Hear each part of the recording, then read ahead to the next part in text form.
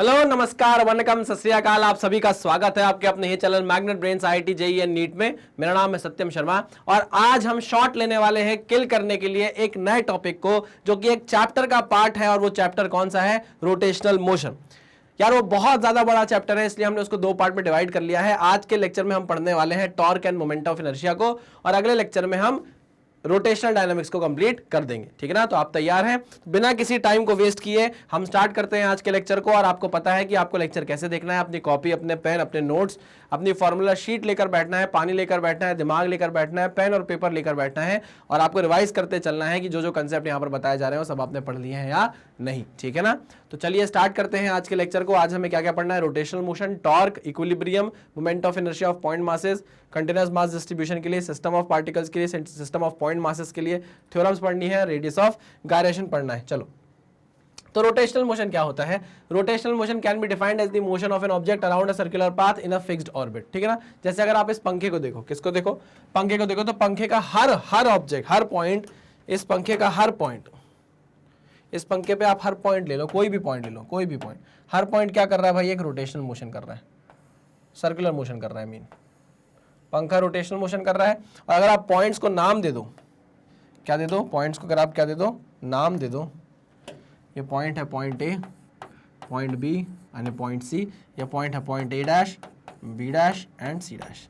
ठीक है ना? तो ए से ए डैश, बी से बी डैश, सी से सी डैश। ये हो गया पॉइंट क्या कर रहे हैं? Circular motion. लेकिन अगर आप देखोगे तो इन सारे पार्टिकल्स की, इसकी और इसकी जो एंगुलर वेलोसिटी है वो सेम होगी। क्या होगी? Angular velocity of A is equals to angular velocity of B is equals to angular velocity of C. इनकी एंगुलर वेलोसिटी क्या रहने वाली है? सेम रहने वाली है, बट इसकी टेंजेंशियल वेलोसिटी अलग अलग होगी। क्या होगी भाई? टेंजेंशियल वेलोसिटी अलग अलग होगी। जैसे अगर मैं बताऊं आपको तो VA छोटा होगा, फिर VB होगा, फिर सबसे बड़ा VC होगा। ऐसा क्यों? क्योंकि हमने पढ़ा है कि जो हमारी टेंजेंशियल वेलोसिटी होती है वो होती है R ओमेगा के बराबर। किसके बराबर? R ओमेगा के बराबर। ठीक है ना? ये मैंने स्केलर फॉर्म में लिखा हुआ है, वैसे तो ओमेगा क्रॉस R होती है। तो ठीक है, R क्या होता है? पार्टिकल की डिस्टेंस, है ना? एक्सिस ऑफ रोटेशन से पार्टिकल की डिस्टेंस। एक्सिस ऑफ रोटेशन ये है, इससे डिस्टेंस कितनी होगी? RA, RB, RC। देख रहे हो आपकी? नहीं है ना? तो आपको दिख रहा है कि जो RC है वो बड़ा है RB से, और वो RB बड़ा है RA से। किससे बड़ा है? A से, है ना? इसलिए जो वेलोसिटीज है वो क्या है भाई? डिफरेंट है। ये बात तो आपको क्लियर हो गई होगी। पक्का? 100%? हाँ सर, 100%। चलिए स्टार्ट करते हैं। मेन चीज जो हमको पढ़नी है वो है क्या? टॉर्क। क्या पढ़नी है? टॉर्क, जिसको मोमेंट ऑफ फोर्स भी बोला जाता है। क्या बोला जाता है? टॉर्क को मोमेंट ऑफ फोर्स भी बोला जाता है। Moment of force, moment of force. Linear motion में जो जो चीजें हो रही थी, यहां पर वही चीज घूमने लग जाएंगी, है ना? वहां पर फोर्स था, यहां मोमेंट ऑफ फोर्स है। वहां पर फोर्स क्या कर रहा था? लीनियर मोशन प्रोड्यूस कर रहा था, ट्रांसलेशन मोशन प्रोड्यूस कर रहा था। यहां पर टॉर्क क्या करेगा? रोटेशनल मोशन प्रोड्यूस करेगा। क्या करेगा? रोटेशनल मोशन प्रोड्यूस करेगा। सबसे इंपॉर्टेंट बात, टॉर्क होता क्या है? तो देखिए, अगर मैं इस पंखे को घुमाना चाहता हूं, ये पंखा बंद हो गया है, तो मैं क्या करता हूं भाई? क्या करता हूं? हाथ मारता हूं। जैसे मैं हाथ मारता हूं तो पंखे में क्या आता है? रोटेशनल इफेक्ट आता है, पंखा घूमने लगता है। पंखा चलता नहीं आगे की तरफ, पंखा चलता नहीं आगे की तरफ, पंखा क्या करता है? घूमने लगता है एक्सिस ऑफ रोटेशन पे। तो मान लो अगर मैंने इस पंखे की एक, उस पे मैं पंखे की वो बनाता हूं, एक पंखी, है ना? पंखिड़ा ओ पंखिड़ा, पंखिड़ा ओ पंखिड़ा, ये बना रहा हूं मैं इसकी एक पंखी। ठीक है ना? ये मैंने इसकी एक पंखी बना दी। ठीक, ओके। अब मैं बोल रहा हूं कि मान लीजिए इस पे फोर्स लगाया किसी एंगल में, मैंने मान लिया ये फोर्स लगा दिया। क्या? ये F फोर्स लगा दिया। ठीक है ना? ये इसकी एक्सिस ऑफ रोटेशन है, ऐसा आप मान लो। ये एक्सिस ऑफ रोटेशन है। ठीक है, ओके सर। मैंने यहाँ पे क्या लगा दिया? एक F फोर्स लगा दिया। एंगल कितना होगा? एंगल है थीटा। ठीक है ना? ये एंगल थीटा है। ये जो F फोर्स है ये इससे क्या लगा हुआ है भाई? थीटा एंगल पर लगा हुआ है। ठीक है, कोई दिक्कत नहीं सर? कोई भी दिक्कत नहीं। अच्छा देखो, इसके दो कंपोनेंट होंगे, सीधी सीधी बात है। देखो, एक कंपोनेंट ये होगा और एक कंपोनेंट ये होगा। मानते हो कि नहीं मानते? सर बिल्कुल मानते हैं, बिल्कुल मानते हैं। अच्छा, अगर मैं इसको एक्सटेंड करके लिखूं तो आपको कोई दिक्कत है क्या? नहीं सर, कोई दिक्कत नहीं। एक्सटेंड करके लिखूं तो भी सेम चीज़ आएगी, नहीं लिखूं तो भी सेम चीज़ आएगी। देखना बस, जो काम की चीज़ है उस पर ध्यान लगाएंगे। यहाँ पर ये कंपोनेंट क्या होगा? ये होगा F cos थीटा। अगर आप देखो तो ये होगा F cos थीटा, ये कंपोनेंट, और ये कंपोनेंट होगा F sin थीटा। मानते हो कि नहीं मानते? बिल्कुल मानते हैं। मुझे एक बात बताओ, इस पंखे को अगर घुमाना है, ये पंखा है, पंखे को अगर घुमाना है तो आप पंखे पे ऐसे फोर्स लगाओगे नहीं लगाओगे? बिल्कुल लगाएंगे। दरवाजे को अगर खोलना है, दरवाजे पे ऐसा फोर्स लगाओगे? बिल्कुल लगाएंगे, दरवाजा खुल जाएगा, पंखा घूम जाएगा। वैसे ही अगर ये पंखा घूम रहा है तो मुझे बताओ एफ कॉस थीटा के कारण घूम रहा है कि एफ साइन थीटा के कारण घूम रहा है? मुझे बताओ। यहां पर जो फोर्स मोमेंट बना रहा है, यहां पर जो फोर्स रोटेशन प्रोड्यूस कर रहा है, वो एक्चुअल में इस फोर्स का कौन सा कंपोनेंट है? साइन कंपोनेंट है कि कॉस कंपोनेंट है? आप बोलोगे सर साइन कंपोनेंट है। क्या है? साइन कंपोनेंट है। अच्छा, अब आ जाते हैं हम बहुत बेसिक सी डेफिनेशन में टॉर्क की। टॉर्क को आप बताते हो किससे? टाउ से। किससे बताते हो? टाउ से। टाउ है एक वेक्टर क्वांटिटी जिसकी यूनिट होती है, ऐसा यूनिट क्या होती है भाई इसकी? Newton metre. क्या होती है भाई? Newton metre. ठीक है ना। टाउ जो है वो एक एक्सियल वेक्टर है। टाउ वेक्टर जो है वो एक एक्सियल वेक्टर है। क्या है ये? एक्सियल वेक्टर है। क्या है ये? एक्सियल वेक्टर है। ठीक है ना। ये एंगुलर वेलोसिटी हो गया, एंगुलर एक्सेलरेशन हो गया, डिस्प्लेसमेंट हो गया, ये टॉर्क हो गया, ये सब क्या होता है भाई? ये होते हैं axial vector, along the axis act करते हैं। ठीक है।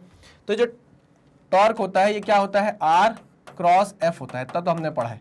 ठीक है ना। ये आप इसको अगर स्केलर उसमें देखना चाहोगे तो आप लिख सकते हो tau is nothing but, torque is nothing but force into perpendicular distance. Force into perpendicular distance, ऐसा लिखा हुआ आपको देखने को मिलेगा। अच्छा, या तो फोर्स इनटू परपेंडिकुलर डिस्टेंस हो या तो डिस्टेंस के परपेंडिकुलर फोर्स हो। क्या? या तो फोर्स इनटू परपेंडिकुलर डिस्टेंस हो या डिस्टेंस के परपेंडिकुलर फोर्स हो। ऐसा भी हो सकता है कि परपेंडिकुलर फोर्स इनटू डिस्टेंस। ठीक है ना। ऐसे लिख लो इसको, डिस्टेंस परपेंडिकुलर। ठीक है ना। ओके, इस तरीके से आप इसको देखने को मिलेगा। आप वैल्यू इस तरीके से निकाल सकते हो। तो मैं यहाँ पर बोल रहा हूँ कि भैया अगर एक्सेस ऑफ रोटेशन ये है, ये एक्सेस ऑफ रोटेशन है, इसके अबाउट आपका पंखा घूम रहा है, इसके अबाउट आपका पंखा घूम रहा है, ये पंखा है, आपने फोर्स ऐसा लगाया है, ऐसा ऐसा ऐसा ऐसा, इसका एक कंपोनेंट ये है, एक कंपोनेंट ये है। समझ रहे हो कि नहीं समझ रहे हो? अरे ये एक्सेस ऑफ रोटेशन है, ये एक्सेस ऑफ रोटेशन है, ये पंखी है, इस पंखी पर आपने ऐसा फोर्स लगाया, ऐसा एंगल पे, तो इसका एक कंपोनेंट ये होगा, एक कंपोनेंट ये होगा। आई मेरी बात समझ में? तो यहां पर जो पंखा घूम रहा है वो आपको ऐसा नहीं लगता कि इस साइन कंपोनेंट से घूम रहा है, इस एफ के साइन कंपोनेंट से घूम रहा है। और ये जो एफ का साइन कंपोनेंट है, आपको ऐसा नहीं लगता कि ये हमारे रेडियस वेक्टर की डायरेक्शन के परपेंडिकुलर है? हाँ कि ना? अरे हाँ कि ना? अरे बाबा ऐसे देखो, ऐसे देखो, आप इस पॉइंट पर देख रहे हो, ये पॉइंट ओ है मान लो, और ये पॉइंट ओ डैश है ना। तो यहां से यहां तक की ये जो डिस्टेंस है, क्या यही डिस्टेंस है? ये जो हम मल्टीप्लाई करेंगे फोर्स के साथ, हाँ सर। क्या यही हमारा आर वेक्टर बनेगा? हाँ सर, यही आपका आर वेक्टर बनेगा। तो देखो मैं क्या लिख रहा हूं, टाउ वेक्टर या tau is equals to R, ये आर है, ये क्या है? R into F sine theta, R into F sine theta. जैसे ही मैंने ये चीज़ देखी मेरा दिमाग चलने लगा, क्योंकि मैंने वेक्टर पढ़ा हुआ है। मैंने बोला इसको इस तरीके से भी तो लिख सकते हैं कि tau vector is equals to R vector cross F vector, क्योंकि वो और कुछ नहीं होता, वो होता है R F sine theta. Oh nice nice nice nice. यहां से बात हमको एकदम क्लियर हो गई है। ठीक है ना, कि आप जब भी देखोगे तो फोर्स का एक ऐसा कंपोनेंट होगा जो रेडियस वेक्टर के क्या हो जाएगा? परपेंडिकुलर हो जाएगा। क्या हो जाएगा? परपेंडिकुलर हो जाएगा। अच्छा, रही बात डायरेक्शन की, तो डायरेक्शन आप कैसे निकालोगे? डायरेक्शन आप निकालोगे इससे,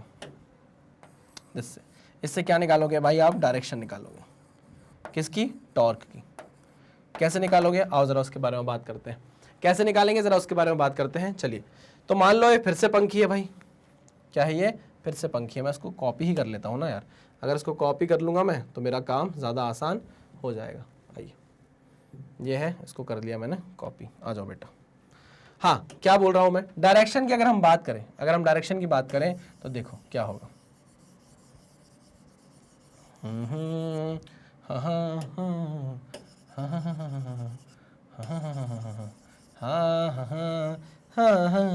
डायरेक्शन डायरेक्शन डायरेक्शन डायरेक्शन। देखिए, आपने बोला कि जो टाउ वेक्टर होता है वो और कुछ नहीं होता, वो होता है R vector cross F vector. यही होता है, मतलब आर क्रॉस एफ आपको करना पड़ेगा। अगर आपकी पंखी ये है, अगर ये पंखी की, पंखी बोलते हैं ना इसको, क्या बोलते हैं? ब्लेड। पंखी की ब्लेड ये है, ऐसा मान लो। क्या यार सर, यार आपको ये भी नहीं पता कि पंखी को ब्लेड बोलते हैं? अरे पता है, लेकिन हम घर में पंखी बोलते रहते हैं ना। सर पंखी तो मेरी बहन का नाम है। अरे तो क्या हुआ? ऐसे तो किसी बच्चे का नाम चीकू होता है, कई लोग अपने कुत्ते का नाम चीकू रख देते हैं। उसका मतलब ये थोड़ी ना कि यार विराट कोहली का नाम चीकू है। यार कैसी बात कर रहे हैं आप लोग।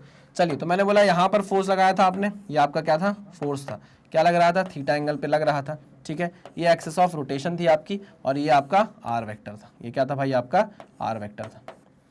अगर आपको टॉर्क की डायरेक्शन चाहिए तो आपको आर क्रॉस एफ करना पड़ेगा। क्या करना पड़ेगा, आर क्रॉस एफ करना पड़ेगा, ठीक है। तो हम करते हैं आर क्रॉस एफ। कैसे करेंगे, देखो इस आर वेक्टर को आप आगे एक्सटेंड करोगे, वेक्टर क्वांटिटी है, ये आपका आर वेक्टर है। इस फोर्स को आप आगे एक्सटेंड करोगे, इस फोर्स को मैं एक्सटेंड करूंगा आगे, ये देखो ये डायरेक्शन है फोर्स की। ये एफ वेक्टर हो गया, ये आर वेक्टर हो गया, ये एफ वेक्टर हो गया, ये एफ वेक्टर हो गया, ये आर वेक्टर हो गया, है ना। अच्छा ध्यान से देखो, थीटा हमेशा दो वेक्टर के बीच में आप तभी देख पाते हो, थीटा हमेशा दो वेक्टर के बीच में आप तभी देख पाते हो जब वो टेल से टेल कनेक्टेड हो, जब वो टेल से टेल कनेक्टेड है। तो अब आप बोल सकते हो कि इन दोनों वेक्टर के बीच का एंगल कितना है, थीटा है। मेरी बात समझे कि नहीं समझे, समझने के लिए ठीक था, हमने इससे पहले समझ लिया भैया टॉर्क ये होता है, रेडियस वेक्टर ये होता है, लेकिन अगर आप अच्छे से समझो, कंसेप्चुअली समझो, तो कंसेप्चुअली बात ये सही है ना कि ये, कंसेप्चुअली बात ये सही है। जब आप इसे एक्सटेंड करते हो और इसे एक्सटेंड करते हो तो ये दोनों वेक्टर टेल टू टेल जुड़ते हैं, और जब दो वेक्टर टेल टू टेल जुड़ते हैं तभी आप उनके बीच का एंगल बता सकते हो। तो अब इनके बीच का एंगल थीटा है। अब आप बोल सकते हो आर क्रॉस एफ, अब आप बोल सकते हो R cross F, R F sine theta के बराबर है। कोई दिक्कत नहीं है भैया, अगर आप इसका भी कंपोनेंट करोगे तो एक कॉस थीटा इधर आएगा, एक साइन थीटा इधर आएगा, टेंशन वाली बात नहीं है। बस मैं बता रहा था कि यहाँ समझा है हमने एक लेमैन तरीके से, और उसको अगर हम टेक्निकली समझे तो टेक्निकली ये समझना सही है, क्योंकि हम डायरेक्शन की बात कर रहे थे। अच्छा चलो भाई, तो ये हो गया एफ वेक्टर, ये हो गया R vector. R cross F आपको डायरेक्शन देगा, तो क्या करो, R cross F, R cross F, R cross F. So this is the direction of, this is the direction of torque, outward outward outward. तो यहां बोल सकते हो आप कि जो टॉर्क की डायरेक्शन है, जो टाउ की डायरेक्शन है, वो क्या है, आउटवर्ड है। क्या है ये, आउटवर्ड, ठीक है ना। इसको लोग पॉजिटिव भी लेते हैं, ये हमारा कन्वेंशन है कि हम आउटवर्ड को क्या ले लेंगे, पॉजिटिव ले लेंगे। और अगर हमारा इनवर्ड हो जाएगा टॉर्क, अगर हमारा टॉर्क की डायरेक्शन इनवर्ड हो जाएगी तो हम इसको क्या ले लेंगे, नेगेटिव ले लेंगे। अच्छा इसका एक कन्वेंशन और है, अब वो कन्वेंशन क्या है, वो कन्वेंशन ये है क्लॉकवाइज और एंटी क्लॉकवाइज। जैसे अगर आप देखो ये फोर्स जो आपने एफ लगाया है, इसके कारण पंखा घूमेगा किस डायरेक्शन में, इस कारण पंखा घूमेगा किस डायरेक्शन में, ऐसे घूमेगा, एंटी क्लॉकवाइज घूमेगा कि नहीं घूमेगा, हाँ सर। तो यहां पर पंखा घूमेगा एंटी क्लॉकवाइज, ठीक। अरे समझ रहे हो कि नहीं। तो यहां पर जो आपने फोर्स लगाया उसके कारण जो टॉर्क डेवलप हुआ, वो टॉर्क इस पंखे को कैसा घुमा रहा है, एंटी क्लॉकवाइज घुमा रहा है, ठीक है ना। एंटी क्लॉकवाइज को हम क्या लेते हैं, पॉजिटिव लेते हैं। क्या लेते हैं, पॉजिटिव लेते हैं, ठीक है ना। तो आप इस तरीके से भी याद कर सकते हो कि एंटी क्लॉकवाइज जो डायरेक्शन में घूमता है, आपके कोई भी ऑब्जेक्ट घूमेगा आप उसको पॉजिटिव बोलोगे। अगर एंटी क्लॉकवाइज में घूम रहा होगा तो पक्की बात है कि वो आउटवर्ड टॉर्क ही जनरेट कर रहा होगा। आउटवर्ड मतलब along the axis of rotation रहेगा उसका direction, along the axis of rotation उसका डायरेक्शन रहने वाला है। आई बात समझ में, हाँ सर समझ में आ गई। अच्छा एक चीज और, जैसे आपने पढ़ा है कि force is equal to mass into acceleration होता है लीनियर मोशन में, force is equal to mass into acceleration होता है किसमें, लीनियर मोशन में। ये किसके लिए सही है भाई, लीनियर मोशन के लिए, लीनियर मोशन के लिए बात बोलना बिल्कुल सही है। अच्छा हम इस चीज के डिटेल में नहीं जा रहे हैं, हम इस चीज, ये क्या हो गया भैया, इतनी सारी चीजें मिट क्यों गई हैं, चलो मिट गई है, पीछे वाली स्लाइड में लिखी हुई है, देखिए ये लिखी हुई है, ठीक है ना, ये लिखी हुई है। टेंशन लेने की जरूरत नहीं है, यहाँ पर वो कुछ हो गया होगा, ग्लिच विच आ गया होगा तो ब्लैक हो गई है। तो मैं आपसे ये बोल रहा था कि F is equal to mass, mass into acceleration होता है लीनियर मोशन में, है ना। यहाँ क्या होगा, यहाँ क्या होगा, जब भी आप किसी बॉडी पर फोर्स लगाते हो तो उसमें ट्रांसलेशन मोशन आ जाता है और उसमें ए एक्सेलरेशन से बॉडी मूव करने लग जाती है। लेकिन अगर आप बात करोगे किसकी, रोटेशनल मोशन की, तो वहां टाउ होता है आई अल्फा के बराबर, टाउ होता है आई अल्फा के बराबर, किसमें, रोटेशनल मोशन में, रोटेशनल मोशन, ठीक है ना। तो जो लीनियर मोशन में एफ होता है वो रोटेशनल मोशन में टाउ हो जाता है, जो लीनियर मोशन में मास होता है वो रोटेशनल मोशन में आई हो जाता है, और जो ए होता है वो अल्फा हो जाता है। बात समझ में आई, हाँ सर समझ में आ गई, एकदम पक्का, बिल्कुल पक्का। अच्छा मैं आपको एक चीज बोल रहा था कि यहाँ पर हमने ये चीज बिल्कुल नहीं बात करी कि भैया डी परपेंडिकुलर कैसे, एफ परपेंडिकुलर कैसे। हमको पता है कि अगर टॉर्क निकालना है तो फोर्स परपेंडिकुलर होगा डिस्टेंस के, या डिस्टेंस परपेंडिकुलर होगी फोर्स के, टेंशन लेने की जरूरत आपको कभी भी नहीं, पक्का 100%, हाँ सर 100%। जैसे आप चाहो ना तो यहाँ से आर वेक्टर का भी कंपोनेंट निकाल सकते हो, आर वेक्टर का भी कंपोनेंट निकाल सकते हो। एक आर ये आ जाएगा परपेंडिकुलर हो जाएगा, ठीक है ना, ये थीटा है, ये 90 माइनस थीटा हो जाएगा, 90 माइनस थीटा हो जाएगा, इसका एक कंपोनेंट इधर लेकर आओगे आप तो ये कितना, आर कॉस 90 माइनस थीटा हो जाएगा, R cos 90 minus theta R sine theta के बराबर हो जाएगा। तो देखो F into R sine theta हो जाएगा। देखो ना यार, ये r वेक्टर था, ये थीटा था, आपने एक परपेंडिकुलर गिराया इस पे, ये 90 माइनस थीटा हो गया, तो ये डिस्टेंस कितनी हो गई, ये r साइन थीटा नहीं हो गई, ये डिस्टेंस r साइन थीटा नहीं हो गई, अरे हो गई भाई, r साइन थीटा हो गई, तो फोर्स इंटू परपेंडिकुलर डिस्टेंस हो गया, देखो ये भी तो वही बात है। और यहाँ पर क्या है, डिस्टेंस इंटू परपेंडिकुलर फोर्स, खत्म बात। अरे देखो ना भाई, डिस्टेंस इंटू परपेंडिकुलर फोर्स, ये देखो डिस्टेंस इंटू परपेंडिकुलर फोर्स, एक ही बात है, टेंशन लेने की जरूरत आपको बिल्कुल भी नहीं है। तो चलो आगे बढ़ते हैं, हम समझ चुके हैं टॉर्क क्या होता है, टॉर्क क्या करता है, टॉर्क के फॉर्मूले क्या है, ये सब आपकी आंखों के सामने है। ये एक्सियल वेक्टर होता है, मैं आपको ऑलरेडी बता चुका हूं, ऐसा यूनिट बता चुका हूं। चलिए अब बात करते हैं इक्विलिब्रियम की। जब आप फोर्स लगाते हो, जब भी नेट एक्सटर्नल फोर्स आता है किसी सिस्टम में, तो सिस्टम इक्विलिब्रियम से डिस्टर्ब होता है। वैसे ही अगर किसी सिस्टम पर नेट टॉर्क आता है तो सिस्टम अपने रोटेशनल इक्विलिब्रियम से क्या हो जाता है, डिस्टर्ब हो जाता है, और वो रोटेशन प्रोड्यूस करने लग जाता है। सिंपल सी बात है। हमने अभी तक जो पढ़ा है उसमें हम ये जानते हैं कि अगर ट्रांसलेशन इक्विलिब्रियम हमको दिया जाएगा, ट्रांसलेशन इक्विलिब्रियम अगर हमको दिया जाएगा, तो ट्रांसलेशन इक्विलिब्रियम में क्या होता है, आपका नेट फोर्स जो होता है, नेट एक्सटर्नल फोर्स बॉडी पर क्या हो जाता है, जीरो हो जाता है। नेट एक्सटर्नल फोर्स बॉडी पर क्या हो जाता है, जीरो हो जाता है। इसका मतलब क्या है, इसका मतलब ये है कि सेंटर ऑफ मास का एक्सेलरेशन क्या हो जाता है, जीरो हो जाता है। सेंटर ऑफ मास का एक्सेलरेशन जीरो हो जाता है, और इसके चलते सेंटर ऑफ मास की वेलोसिटी क्या हो जाती है, कांस्टेंट हो जाती है। ये चीज अभी तक हम पढ़ चुके हैं। अच्छा एक बात और, इसमें मैंने आपसे एक बात और कही थी कि यहां पर काम आता है फिर सेंटर ऑफ मास में हमने जो पढ़ा था एक फॉर्मूला, याद करो याद करो। उसमें हमने ये बोला था कि अगर आपका सिस्टम इनिशियली रेस्ट पर है तो centre of mass initially rest पर होगा। अगर centre of mass initially rest पर है तो सेंटर ऑफ मास हिलेगा नहीं अपनी पोजीशन से, तो dx/com क्या हो जाएगा, जीरो हो जाएगा। पढ़ा था कि नहीं पढ़ा था, बिल्कुल पढ़ा था, लास्ट लेक्चर में पढ़ा था सेंटर ऑफ मास में, इतना आपको याद होगा। चलो तो अगर ये चीज आपको पता है तो वेल एंड गुड, आगे बढ़ते हैं रोटेशनल इक्विलिब्रियम में। अब रोटेशनल इक्विलिब्रियम में क्या होगा कि जो टाउ नेट है, नेट एक्सटर्नल टॉर्क जो है वो जीरो होना चाहिए। कोई बॉडी रोटेट नहीं करनी चाहिए, रोटेशनल इक्विलिब्रियम बिल्कुल भी नहीं होना चाहिए। अच्छा आप जानते हो कि tau is equal to I alpha होता है, tau is equal to I alpha होता है। तो अगर टाउ जीरो हो गया तो पक्की बात है कि अल्फा भी क्या हो जाएगा, जीरो हो जाएगा। अल्फा क्या हो जाएगा, जीरो हो जाएगा। और जैसे यहाँ वेलोसिटी है वैसे ही यहाँ पर रोटेशनल इक्विलिब्रियम के लिए v की जगह क्या आ जाएगा, ओमेगा आ जाएगा, और ओमेगा क्या हो जाएगा, कांस्टेंट हो जाएगा। ओमेगा क्या हो जाएगा, कांस्टेंट हो जाएगा।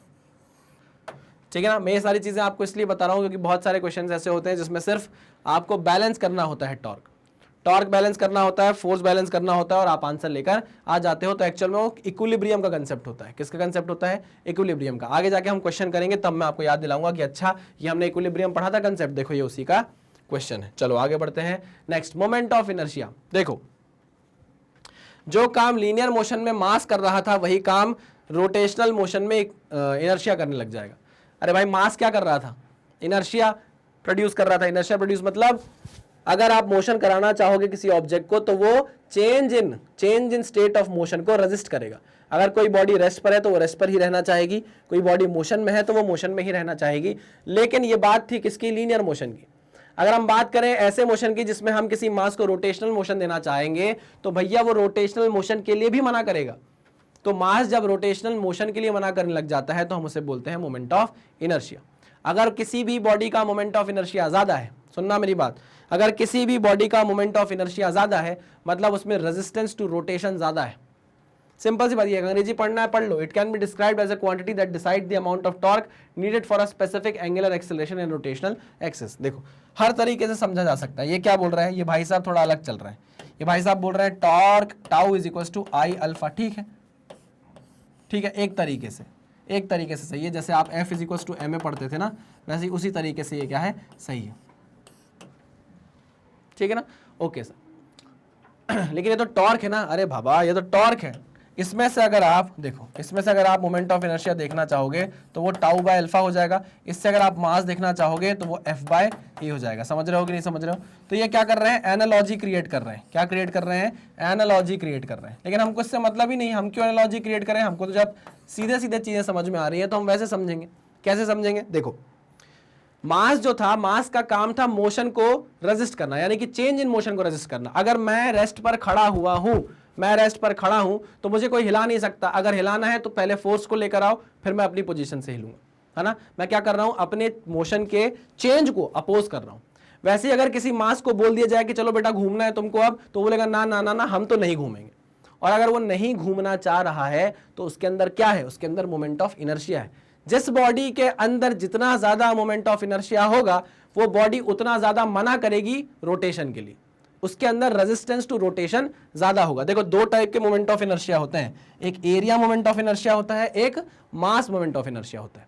अभी आपको एरिया मोमेंट ऑफ इनर्शिया पढ़ने की जरूरत बिल्कुल भी नहीं है, अभी सिर्फ मास मोमेंट ऑफ इनर्शिया पढ़ने की आपको जरूरत है। मैं आपको ये बता रहा हूं कि जब आप मास मोमेंट ऑफ इनर्शिया की बात करते हो, इट इज डायरेक्टली रिलेटेड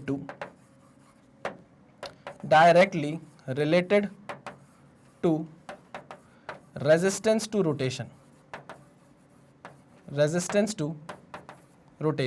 किससे रिलेटेड है भाई ये, रेजिस्टेंस टू रोटेशन। इसका मतलब डायरेक्टली का मतलब कि जितना ज्यादा मोमेंट ऑफ इनर्शिया उतना ज्यादा मना करेगी बॉडी रोटेशन में आने के लिए, ठीक है ना। कोई बड़ा सा चक्का अगर मैं लेकर आ जाऊं, कोई बहुत बड़ा फ्लाईव्हील लेकर आ जाऊं और बोलो उसको घुमाओ, तो उसको घुमाना बड़ा टफ होगा। क्यों? क्योंकि उसका मोमेंट ऑफ इनर्शिया बहुत ज्यादा होगा। और अगर मैं रबर का टायर छोटा से ले आऊं तो उसको आप डंडी से चला दो, चलने लग जाता है। क्यों? क्योंकि उसका मास मोमेंट ऑफ इनर्शिया कम है, तो उसका रेजिस्टेंस टू रोटेशन कम है और वो आसानी से घूम जाता है। बात समझ में आई? अगर इतना आपको समझ में आ गया है तो बस आगे फॉर्मूला है, हम फॉर्मूला पे बढ़ेंगे। समझ में आया? चलो आगे बढ़ते हैं। अब यहां पर आप मास देख रहे हैं, ये मास है m है, जो यहां इस एक्सिस ऑफ रोटेशन से o एक्सिस ऑफ रोटेशन क्या है, o इससे कितना दूर रखा हुआ है, r डिस्टेंस दूर रखा हुआ है। ये डिस्टेंस परपेंडिकुलर होनी चाहिए। ये डिस्टेंस कैसी होनी चाहिए भाई, मास कितनी दूर रखा है, ये डिस्टेंस होनी चाहिए परपेंडिकुलर। बात समझ में आई? हाँ सर समझ में आ गई है। तो यहाँ पर जो मोमेंट ऑफ इनर्शिया का फॉर्मूला बनकर निकल कर आपकी आंखों के सामने आएगा, वो आएगा I about o, moment of inertia about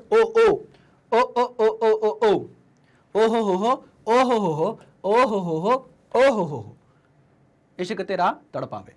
mass into distance का whole square, mass into distance का होल स्क्वायर। ये आ गई बात समझ में? हाँ सर समझ में आ गई है। ये आ गया मोमेंट ऑफ इनर्शिया का formula, m into perpendicular distance का स्क्वायर। अब यहां पर सर एक्सिस ऑफ रोटेशन है, एक मास है, अगर यहां पर नंबर ऑफ मासेस बढ़ जाए तो, नंबर ऑफ मासेस बढ़ जाए तो, अच्छा ये देखो, अगर ऐसा होता है तो फिर आप क्या करोगे? इसका फॉर्मूला देख लेते हैं, इस पर नहीं चलते, पहले इसका फॉर्मूला देख लेते हैं। आओ, अगर नंबर ऑफ मासेस होंगे तो फिर क्या करोगे? वही करेंगे सर, क्या?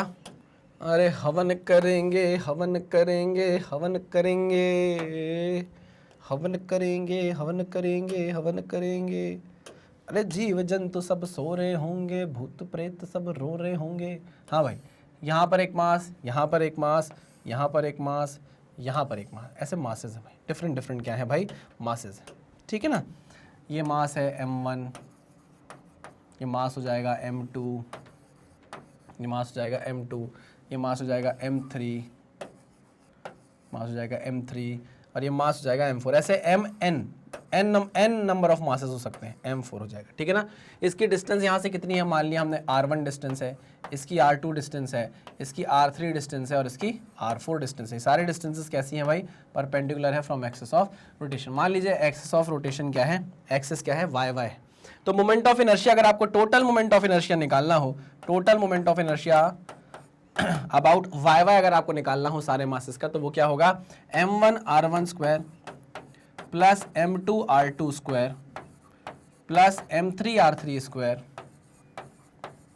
Plus m4 r4 square, m4 r4 square dot dot dot dot, क्या हो जाएगा, dot dot dot dot. Okay ठीक सर, ऐसा क्यों हुआ? क्योंकि जो मोमेंट ऑफ इनर्शिया है ना बेटा, वो एक स्केलर क्वांटिटी है। अच्छा, जब आप हायर क्लासेस में जाते हो, है ना, अभी तो खैर आपको जरूरत नहीं पड़ेगी, लेकिन जब जो इंजीनियरिंग करते हैं बच्चे, उनको पता चलता है आगे जाकर कि भाई जो मोमेंट ऑफ इनर्शिया है ये एक टेंसर क्वांटिटी, क्या है, टेंसर क्वांटिटी है। बट अभी हमारी समझ के लिए हम इसको एक स्केलर क्वांटिटी मानकर चलते हैं, क्योंकि यहाँ पर हम जो एडिशन कर रहे हैं वो सीधा सीधा एडिशन है, सीधे सीधे जोड़ दे रहे हैं, है ना। तो यहाँ पर हम मानकर चलते हैं कि जो मोमेंट ऑफ इनर्शिया ये क्या है, स्केलर क्वांटिटी है, इसलिए यहाँ पर हम क्या कर रहे हैं, सीधा सीधा एडिशन कर रहे हैं। अच्छा, मोमेंट ऑफ इनर्शिया की यूनिट क्या होगी? तो अगर आई आप देखो mr स्क्वायर के बराबर है, मास अगर आप केजी में रख रहे हो और रेडियस अगर आप मीटर में रख रहे हो, तो कितना हो जाएगा, मीटर का square.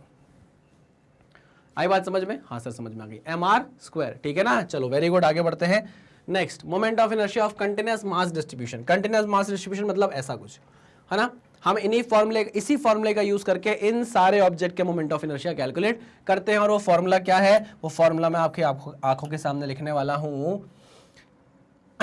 I is equals to integration dm r square. ये है फॉर्मूला। फॉर्मूला क्या है भाई? ये फॉर्मूला है जिसकी बदौलत हम इन सारी चीजों का क्या निकाल पाते हैं? मोमेंट ऑफ इनर्शिया निकाल पाते हैं। क्लियर है? कुछ भी नहीं है, छोटे छोटे छोटे छोटे डीएम मास हम लेते हैं। देखो कुछ नहीं है, छोटे छोटे छोटे छोटे डीएम मास आपको कंसिडर करना पड़ता है। देखिए ऐसे मान लीजिए कोई आपके पास बॉडी है, ठीक है ना, यहाँ पर आपने छोटा मास डीएम लिया, ये छोटा मास डीएम है, फिर ये दूसरा छोटा मास लिया, ये छोटा मास भी क्या है? डीएम है। इसकी डिस्टेंस है r1, इसकी डिस्टेंस है r2। तो यहाँ पर आप क्या बोलोगे? छोटा डी मोमेंट ऑफ इनर्शिया बनेगा dm r स्क्वायर का। वैसे ही छोटा डी मोमेंट ऑफ इनर्शिया बनेगा dm इंटू r1 स्क्वायर, ये r2 स्क्वायर। इसको आप क्या करोगे? धीरे धीरे जोड़ते जाओगे तो इस पूरी बॉडी का क्या आ जाएगा? मोमेंट ऑफ इनर्शिया आ जाएगा।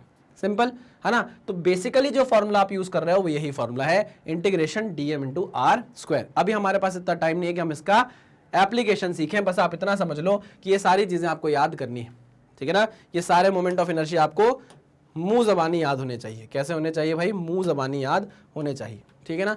अगर आप देखोगे सॉलिड सिलेंडर और डिस्क का मोमेंट ऑफ इनर्शिया होता है हाफ mr स्क्वायर, ठीक है ना। अगर आप बात करोगे इसका, ये आपकी रिंग है, क्या है? ये पतली सी रिंग होती है, उसका मोमेंट ऑफ इनर्शिया होता है mr स्क्वायर। अगर आप बात करोगे सॉलिड स्फीयर की तो 2/5 mr स्क्वायर होता है। रॉड अबाउट द सेंटर की बात करोगे तो वो होता है 1/2 ml square, ml square by 12 भी बोलते हैं। ये जो रॉड है इसके सेंटर से, ठीक है। ये किसका लिखा हुआ? अच्छा, इसका ऊपर लिखा हुआ है, ठीक है ना। तो सॉलिड सिलेंडर सेंट्रल डायमीटर यहाँ से निकालोगे अगर आप, ये अपना क्या बोलते हैं? Parallel axis theorem, perpendicular axis theorem की मदद से सारे मोमेंट ऑफ इनर्शिया निकल सकते हैं, ठीक है ना। तो टेंशन लेने की बिल्कुल भी जरूरत नहीं है, इतना तो आपको याद होगा। अब निकालना कैसे है? अभी हम इस चीज को इसलिए नहीं सीख रहे हैं क्योंकि हमारे पास टाइम की क्या है भाई? बहुत ज्यादा कमी है। तो हम सिर्फ फॉर्मूले, ये मैं आपको बोलूंगा अभी कि आप फॉर्मूले क्या कर लो भाई? याद कर लो। कब तक बैठे रहोगे निकालने के लिए चीजें? चलिए आगे बढ़ते हैं। Next is parallel axis theorem. अब पैरेलल एक्सिस थ्योरम क्या होती है समझेंगे। सर ये क्यों समझा रहा हूँ? ये भी नहीं समझा रहा हूँ, बस बता रहा हूँ आपको कि क्या होता है। देखो ये कोई बॉडी है, क्या ये कोई बॉडी है, ठीक है ना। इस बॉडी का आपको मोमेंट ऑफ इनर्शिया पता है किसी पर्टिकुलर एक्सिस के अबाउट, है ना, और वो है इसके सेंटर ऑफ मास से पास होती हुई। क्या है? इसके सेंटर ऑफ मास से पास होती हुई एक्सिस। किससे? सेंटर ऑफ मास से पास होती हुई एक्सिस। ये क्या है भाई? सेंटर ऑफ मास है। आप इसको वाई वाई एक्सिस मान लो। क्या मान लो? वाई वाई एक्सिस मान लो। या आप बोल दो कि ये जो एक्सिस है ये सेंटर ऑफ मास से पास होती हुई एक्सिस है, ठीक, ओके। लेकिन मुझसे क्वेश्चन में पूछा जा रहा है कि सुनो मुझे मोमेंट ऑफ इनर्शिया निकाल कर बताओ इस एक्सिस के अबाउट। किस एक्सिस के अबाउट? इस एक्सिस के अबाउट। मुझे मोमेंट ऑफ इनर्शिया निकाल कर बताओ इस एक्सिस के अबाउट। इस एक्सिस के अबाउट मोमेंट ऑफ इनर्शिया निकाल कर बताओ। ये क्या है भाई? Y dash Y dash. ये क्या है? वाई डैश है, वाई डैश है। इसकी डिस्टेंस कितनी है भाई? यहाँ से इसकी परपेंडिकुलर डिस्टेंस है, मान लीजिए यहाँ से ए। कितनी डिस्टेंस है? ए। अब भैया ए इधर हो ए उधर हो उससे मतलब नहीं है, बस डिस्टेंस कितनी है? ए है, इतना जान लो। तो अगर आपको मोमेंट ऑफ इनर्शिया निकालना है, पेन अपना मोटा, ये पेन थोड़ा मोटा कर लिया जाए। अगर आपको मोमेंट ऑफ इनर्शिया निकालना है about Y dash Y dash, अगर आपको मोमेंट ऑफ इनर्शिया निकालना है अबाउट वाई डैश, तो आपको पहली बात तो सेंटर ऑफ मास से जो एक्सिस पास हो रही है उसके अबाउट मोमेंट ऑफ इनर्शिया पता होना चाहिए उस बॉडी का। यानी कि आपको मोमेंट ऑफ इनर्शिया पता होना चाहिए उस एक्सिस के अबाउट जो सेंटर ऑफ मास से पास हो रही है ना। तो ये आपको याद करना पड़ता है, इसलिए बोलते हैं कि सेंटर ऑफ मास के अबाउट बहुत सारे ऑब्जेक्ट के मोमेंट ऑफ इनर्शिया आपको याद होने चाहिए, plus mass of the body. मान लीजिए इस बॉडी का मास कितना है? m है। इस बॉडी का मास कितना है? m है। और आपको किस एक्सिस पर निकालनी है? इस एक्सिस के अबाउट निकालनी है। ये एक्सिस इससे कितनी दूर है? a डिस्टेंस दूर है, तो आप यहां पर डिस्टेंस का स्क्वायर कर दोगे। आई बात समझ में? ये बात बहुत इंपॉर्टेंट है कि अगर आपको पैरेलल एक्सिस थ्योरम लगाना है, तो moment of inertia centre of मास के अबाउट आपको पता होना चाहिए। क्या होना चाहिए? मोमेंट ऑफ इनर्शिया आपको सेंटर ऑफ मास के अबाउट पता होना चाहिए, ठीक है ना।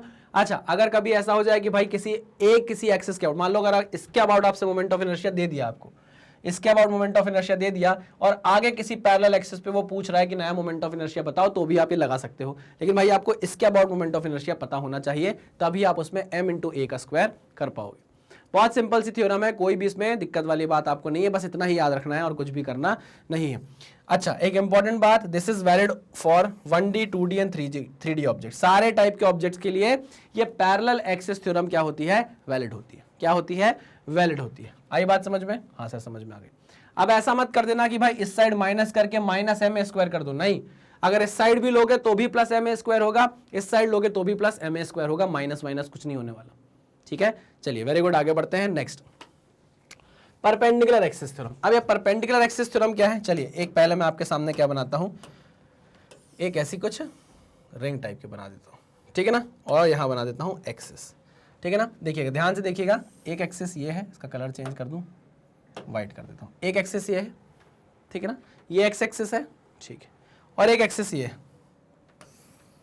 अरे बेटा एक एक्सिस ये है, ठीक, ये कलर चेंज कर देता हूँ, ये वाई एक्सिस है, मतलब ये रिंग है आपकी, है ना, एक एक्सिस ये है, एक एक्सिस ये है, ठीक है ना, एक एक्सिस ये है, एक एक्सिस ये है, दो एक्सिस आपको समझ में आ रही है, बिल्कुल, नाम दे देता हूँ मैं इनको, तो ये है आपकी एक्स एक्स एक्सिस और ये है आपकी वाई वाई एक्सिस, ये है आपकी वाई वाई एक्सिस, है ना। और तीसरी एक्सिस अब मैं बनाने जा रहा हूँ, दिस इज योर तीसरी एक्सिस, दिस इज योर तीसरी एक्सिस, थर्ड एक्सिस, सीधी हो जा, ठीक, this is your third axis, जिसको मैं क्या नाम दे सकता हूं, इस प्यार को मैं जेड जेड एक्सिस नाम दे दिया, ठीक है ना।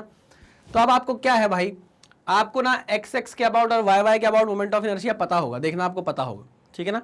और आपसे पूछेगा कि भैया इस प्लेन, जिस प्लेन में एक्स और वाई एक्सिस लाई कर रही है, जिस प्लेन में एक्स एक्स और वाई वाई एक्सिस लाई कर रही है, उस प्लेन के परपेंडिकुलर जो एक्सिस है उसके अबाउट आपको मोमेंट ऑफ इनर्शिया बताना है, उसके अबाउट आपको मोमेंट ऑफ इनर्शिया बताना है। बात समझ में आई? हाँ सर समझ में आ गई है। तो यहां पर जो फॉर्मूला आपके सामने आएगा वो आएगा I Z Z is equal to I X X plus I Y Y, I Y Y, I Y Y, बहुत बढ़िया, ये आपका फॉर्मूला है। क्या हमेशा यहां पर आई जेड जेड ही होगा? नहीं, ऐसा जरूरी नहीं है। अगर मान लो ये जो रिंग है, मान लीजिए अगर ये रिंग है, ये रिंग मान लो भैया वाई जेड प्लेन में है, किसमें है, वाई जेड प्लेन में है, तो आपके लिए एक्स एक्स जो होगा वो क्या हो जाएगा, परपेंडिकुलर एक्सिस हो जाएगा। यहां पर क्या होनी चाहिए भाई, perpendicular to the plane axis होनी चाहिए। ये क्या है, परपेंडिकुलर टू द प्लेन है। यहां पर क्या होना चाहिए, ये जो एक्सिस है, ये जो मोमेंट ऑफ इनर्शिया है, ये axis about axis perpendicular, it is about axis perpendicular to moment of inertia about axis perpendicular to the plane containing x y axis। जिस प्लेन में x और y एक्सिस होगी उसके परपेंडिकुलर जो x, अब अगर वो x होती है तो x हो जाएगी, y होगी तो y होगी, z होगी तो z होगी। ये सब लिखने का तरीका है कि भाई जनरली जो z होती है वो x और y के क्या होती है, x और y एक ही प्लेन में हो जाते हैं और जनरली z परपेंडिकुलर होती है, इसलिए हमने इस फॉर्मूले को इस तरीके से लिखा हुआ है, टेंशन वाली बात नहीं है। But it is only valid for 2D objects, it is only valid for 2D object, इसलिए क्योंकि यहाँ पर x और y एक ही प्लेन में होना चाहिए। x और y एक ही प्लेन मतलब एक ही प्लेन मतलब आप 2D में बात कर रहे हो। ये जो तीसरी एक्सिस है भैया ये तो 3D में चली गई। कोई भी ऑब्जेक्ट अगर आप लेते हो, मान लीजिए पेन आपने ले लिया, पेन इतना पतला हो जाएगा भाई कि इसकी सिर्फ 2D में हम बात करेंगे, 3D में बात नहीं करेंगे, ठीक है ना। तो यहाँ पर हम जो भी ऑब्जेक्ट्स लेंगे वो हमेशा किस में होंगे, 2D में होने वाले हैं। बात समझ में आई? हाँ सर समझ में आ गई है, very good. Next, moment of inertia of remaining portion. एक ये भी इंपॉर्टेंट चीज़ है कि अगर हमको रिमेनिंग पोर्शन का मोमेंट ऑफ इनर्शिया निकालना है तो उसका एक बेसिक सा फॉर्मूला है, वो क्या है, ध्यान से सुनना कि अगर मुझे मोमेंट ऑफ इनर्शिया चाहिए of remaining portion, moment of inertia of remaining portion, moment of inertia of remaining portion is nothing but equal to, ध्यान से सुनना, आई पूरे ऑब्जेक्ट का, आई पूरे ऑब्जेक्ट का, ठीक है ना, आई पूरे ऑब्जेक्ट का, object I of object about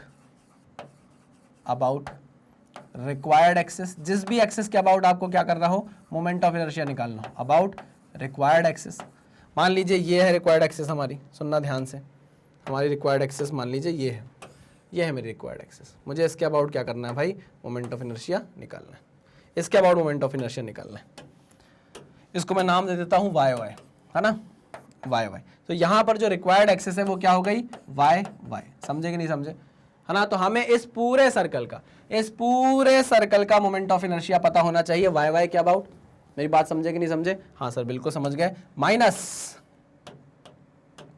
किस कलर से लिख रहा था मैं, येलो कलर से, minus moment of inertia of cutout section, moment of inertia of cutout, ये कटआउट है, ये भी एक सर्कल है। Moment of inertia of the cutout about the required axis, about the required axis. यानी कि इस केस में भी वो क्या हो गई भाई, वाई वाई हो गई। मतलब आप खुद समझो कि इस पूरे सर्कल का मोमेंट ऑफ इनर्शिया आपको पता होना चाहिए, वाई वाई के अबाउट। उसमें से आप माइनस करोगे क्या, उसमें से आप क्या माइनस करोगे, उसमें से आप माइनस करोगे जो कटआउट आपने निकाला है उसका मोमेंट ऑफ इनर्शिया अबाउट इस एक्सिस। क्लियर है कि नहीं, हाँ सर एकदम क्लियर है। ये है फॉर्मूला, इसको आपको यूज करना है और आंसर निकालना है, बिल्कुल टेंशन लेने की जरूरत नहीं है। बेसिक सा फॉर्मूला है, क्या है ये, बिल्कुल बेसिक सा फॉर्मूला है। क्लियर, पक्का, आगे बढ़े, हाँ सर आगे बढ़ते हैं। तो चलो अब क्या बचता है भाई, और क्या पढ़ना है हमें, रेडियस ऑफ जायरेशन। चलिए, we can define the radius of gyration as the imaginary distance from the axis at which the mass is imagined to be focused at a point in order to obtain the same moment of inertia। यार simple सी बात है कि अभी आप access कर रहे थे इतनी देर से, ये देखो ये एक्सेस है ना। अब देखो इससे बहुत, इस एक्सेस से दूर बहुत सारे मासेस रखे हैं। ये मास m1 हो गया, ये मास m2 हो गया, ऐसे बहुत सारे मासेस क्या रखे हुए। ठीक है, ध्यान से सुनना। यहाँ पर एक रख दिया, यहाँ पर एक रख दिया, यहाँ पर एक रख दिया, है ना। ऐसे बहुत सारे नंबर ऑफ मासेस रखे हुए हैं। ठीक है, नाम दे देता हूँ मैं इसको, अगर आपको लग रहा है कि नाम देना ज़रूरी है। तो m1 R1, m2 R2। Sir आपने वहाँ m1 बाहर क्यों रखा, क्योंकि जगह कम थी ना। m3 R3, m4 R4, m5 R5, m5 R5। ठीक है ना, ओके। अब भाई मैंने बोला कि यार इतने सारे मासेस डिफरेंट लोकेशन पे रखने से बेटर है मैं एक नया मास ले आता हूं, मैं टोटल मास ले आता हूं। मतलब टोटल जो मास बन रहा है m1 m2 m3 m4 सबको जोड़ के जो टोटल मास बन रहा है मैं उसको बोल दे रहा हूं एक कैपिटल M, है ना। इनका जो जोड़कर टोटल मोमेंट ऑफ इनर्शिया आ रहा है, मैंने बोला कि इनका मास जोड़ दो, टोटल मास m बना लो। इस पूरे m मास को मैं किस डिस्टेंस पर रखूं, मान लीजिए वो डिस्टेंस k है, मैं किस डिस्टेंस पर रखूं कि ये जो मोमेंट ऑफ इनर्शिया बना रहा है, कैपिटल M जो मोमेंट ऑफ इनर्शिया बना रहा है अबाउट वाई वाई एक्सिस, वो कितना बना रहा है, mk स्क्वायर। यही बना रहा है कि नहीं, हाँ सर यही बना रहा है। और ये सारे मासेस क्या बना रहे हैं, m3 r3 square, m2 r2 square, m1 r1 square, m4 r4 square, m5 r5 square. सबको जोड़कर जो टोटल मोमेंट ऑफ इनर्शिया बना रहे हैं वो अकेला ये मास k डिस्टेंस पर रखने से बना दे रहा है। तो ये जो k डिस्टेंस है, ये इमेजिनरी डिस्टेंस है, इसी को हम क्या बोलते हैं, रेडियस ऑफ जायरेशन बोलते हैं। बस इतना समझ लो, रेडियस ऑफ जायरेशन। ये इंजीनियरिंग में बहुत जगह क्या पूछा जाता है, इंटरव्यूज में पूछा जाता है ना। जो मेडिकल के बच्चे हैं उनके लिए तो इतना ज़्यादा काम का नहीं है, बट जो बच्चे इंजीनियरिंग करते हैं, है ना, उनसे इंजीनियरिंग के बाद भी जब वो और बड़ी जगह पर जाते हैं, जैसे भाभा एटॉमिक रिसर्च सेंटर चले गए, इसरो चले गए, वहाँ इंटरव्यूज देने जाते हैं, तो ये बेसिक चीज़ पूछी जाती है, बताओ रेडियस ऑफ जायरेशन क्या होता है, एक्सप्लेन कैसे करोगे। तो ये के क्या कहलाता है, रेडियस ऑफ जायरेशन। सुनो मेरी बात ध्यान से, के को बोलते हैं, के स्क्वायर को नहीं बोलते, के को बोलते हैं, के को, के स्क्वायर को नहीं बोलते। ठीक है, ओके सर, ओके। ये हो गया आपका रेडियस ऑफ जायरेशन। अच्छा, निकाल कैसे सकते हो, K is nothing but I upon M under root. हाँ, ये है काम की चीज़, बस इसको याद रखो, इसको याद कर लो, इसको याद कर लो। ये आपका रेडियस ऑफ जायरेशन हो जाएगा। मेरी बात समझ में आ गई, हाँ सर आ गई। तो चलो आगे बढ़ते हैं। अब आ गए हैं आपके क्वेश्चंस। पहला क्वेश्चन क्या होने वाला है, प्रैक्टिस क्वेश्चन है। A uniform rod of 20 kg is hanging in the horizontal position with the help of 2 threads, okay. It also supports a 40 kg mass as shown in the figure. The tension developed in each thread are. अच्छा, पहले तो tension की direction क्या होगी ये बताओ मुझे। ये होगी टेंशन की डायरेक्शन, मान लीजिए मैंने बोल दिया ये T1 है, ठीक। मान लीजिए यहाँ पर टेंशन कितनी है, T2, ठीक है ना। यहाँ पर जो आने वाला है वो नीचे की तरफ इस पर क्या लगेगा, फोर्स लगेगा, है ना, वो इसकी टेंशन ही होगी, टेंशन मत लो और वो किसके बराबर होगी, 40 जी के बराबर होगी। ये तो आपको समझ में आ गया, 40 के जी नीचे तक लगेगा ना, ये mg और इसलिए टी के बराबर हो जाएगा। नहीं आई बात समझ में? नहीं सर, एफ क्यों लिख दिया आपने, उसको टी ही लिखो तो हमको समझ में आएगा। ठीक है चलो, तो यहाँ पर नीचे की तरफ क्या लगेगा, 40 जी लगेगा। हाँ सर, नीचे 40 जी लगेगा, इधर डायरेक्शन टी होगी, इधर डायरेक्शन टी होगी, टी की वैल्यू क्या आ जाएगी, 40 जी आ जाएगी। ये सारी बातें हो रही हैं, ठीक है ना। लेकिन यहाँ पर क्या है भाई, इक्विलिब्रियम मेंटेन है। इक्विलिब्रियम क्या बना हुआ है भाई, मेंटेन हुआ है। ये रॉड कहीं ऊपर नीचे नहीं जा रही है। तो हमसे वो क्या पूछ रहा है, टेंशन डेवलप निकालो, T1 T2, T1 T2 निकालो, ठीक है ना। तो यहाँ पर कितने अननोन है, 2 अननोन है, एक T1 और एक T2। क्या ये बात समझ में आ गई? हाँ सर समझ में आ गई, ठीक है।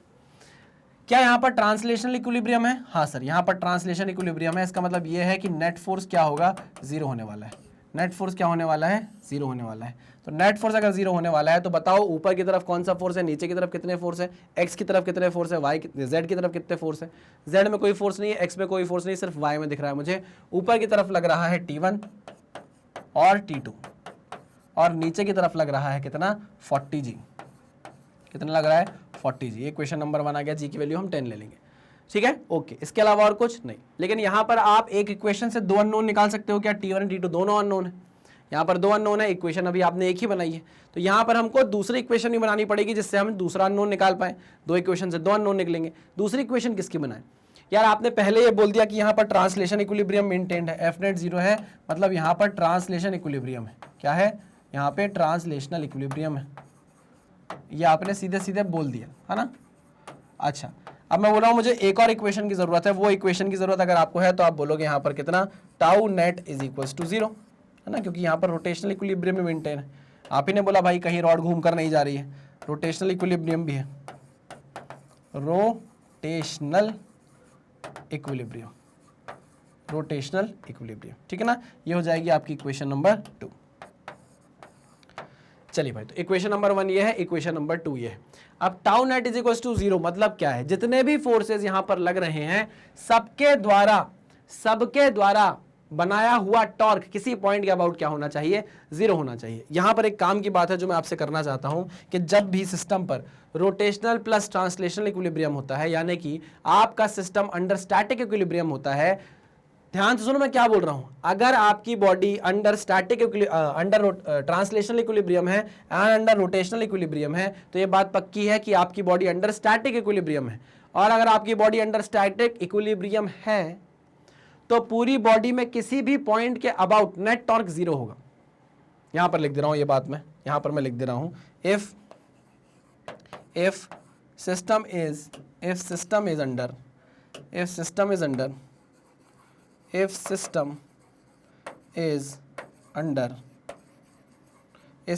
under static equilibrium, this implies tau net is equals to 0 about any point,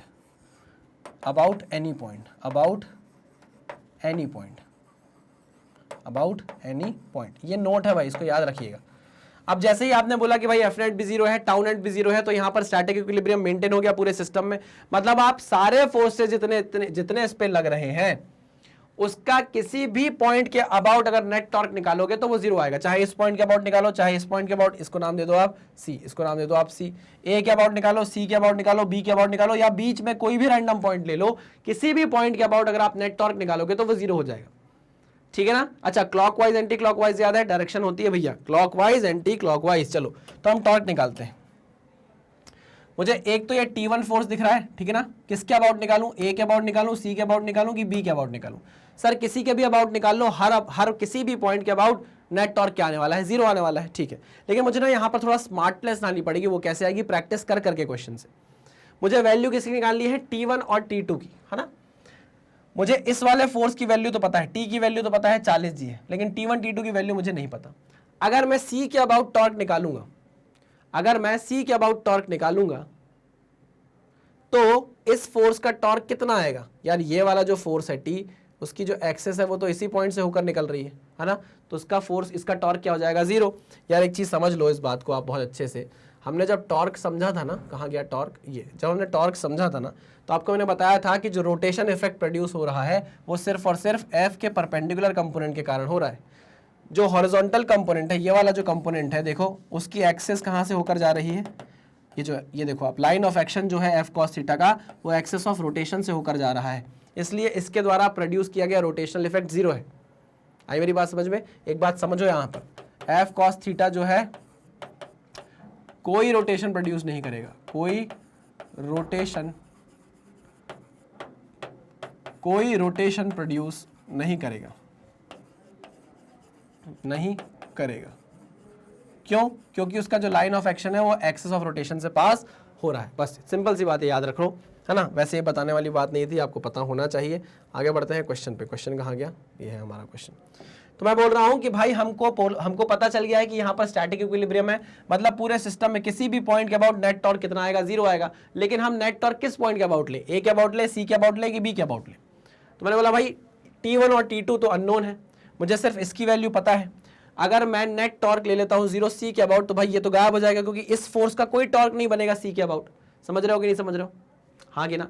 अगर मैं टॉर्क ले लूं इस पॉइंट के अबाउट, ए के अबाउट, किसके अबाउट? ए के अबाउट अगर मैं टॉर्क ले लेता हूं, तो भाई मेरा ये एक अननोन तो चला जाएगा, अच्छी बात है। तो फिर मुझे एक ही की वैल्यू निकालनी पड़ेगी, है ना। इसकी मदद से मैं इसकी वैल्यू निकाल लूंगा। जैसे ही मेरे पास इसकी वैल्यू आएगी, मैं इसकी मदद से T1 की वैल्यू फाइंड आउट कर लूंगा, है ना। तो मैंने बोला कि सुनो ना, मैं क्या करता हूं, net torque about point A क्या कर देता हूं? जीरो कर देता हूं।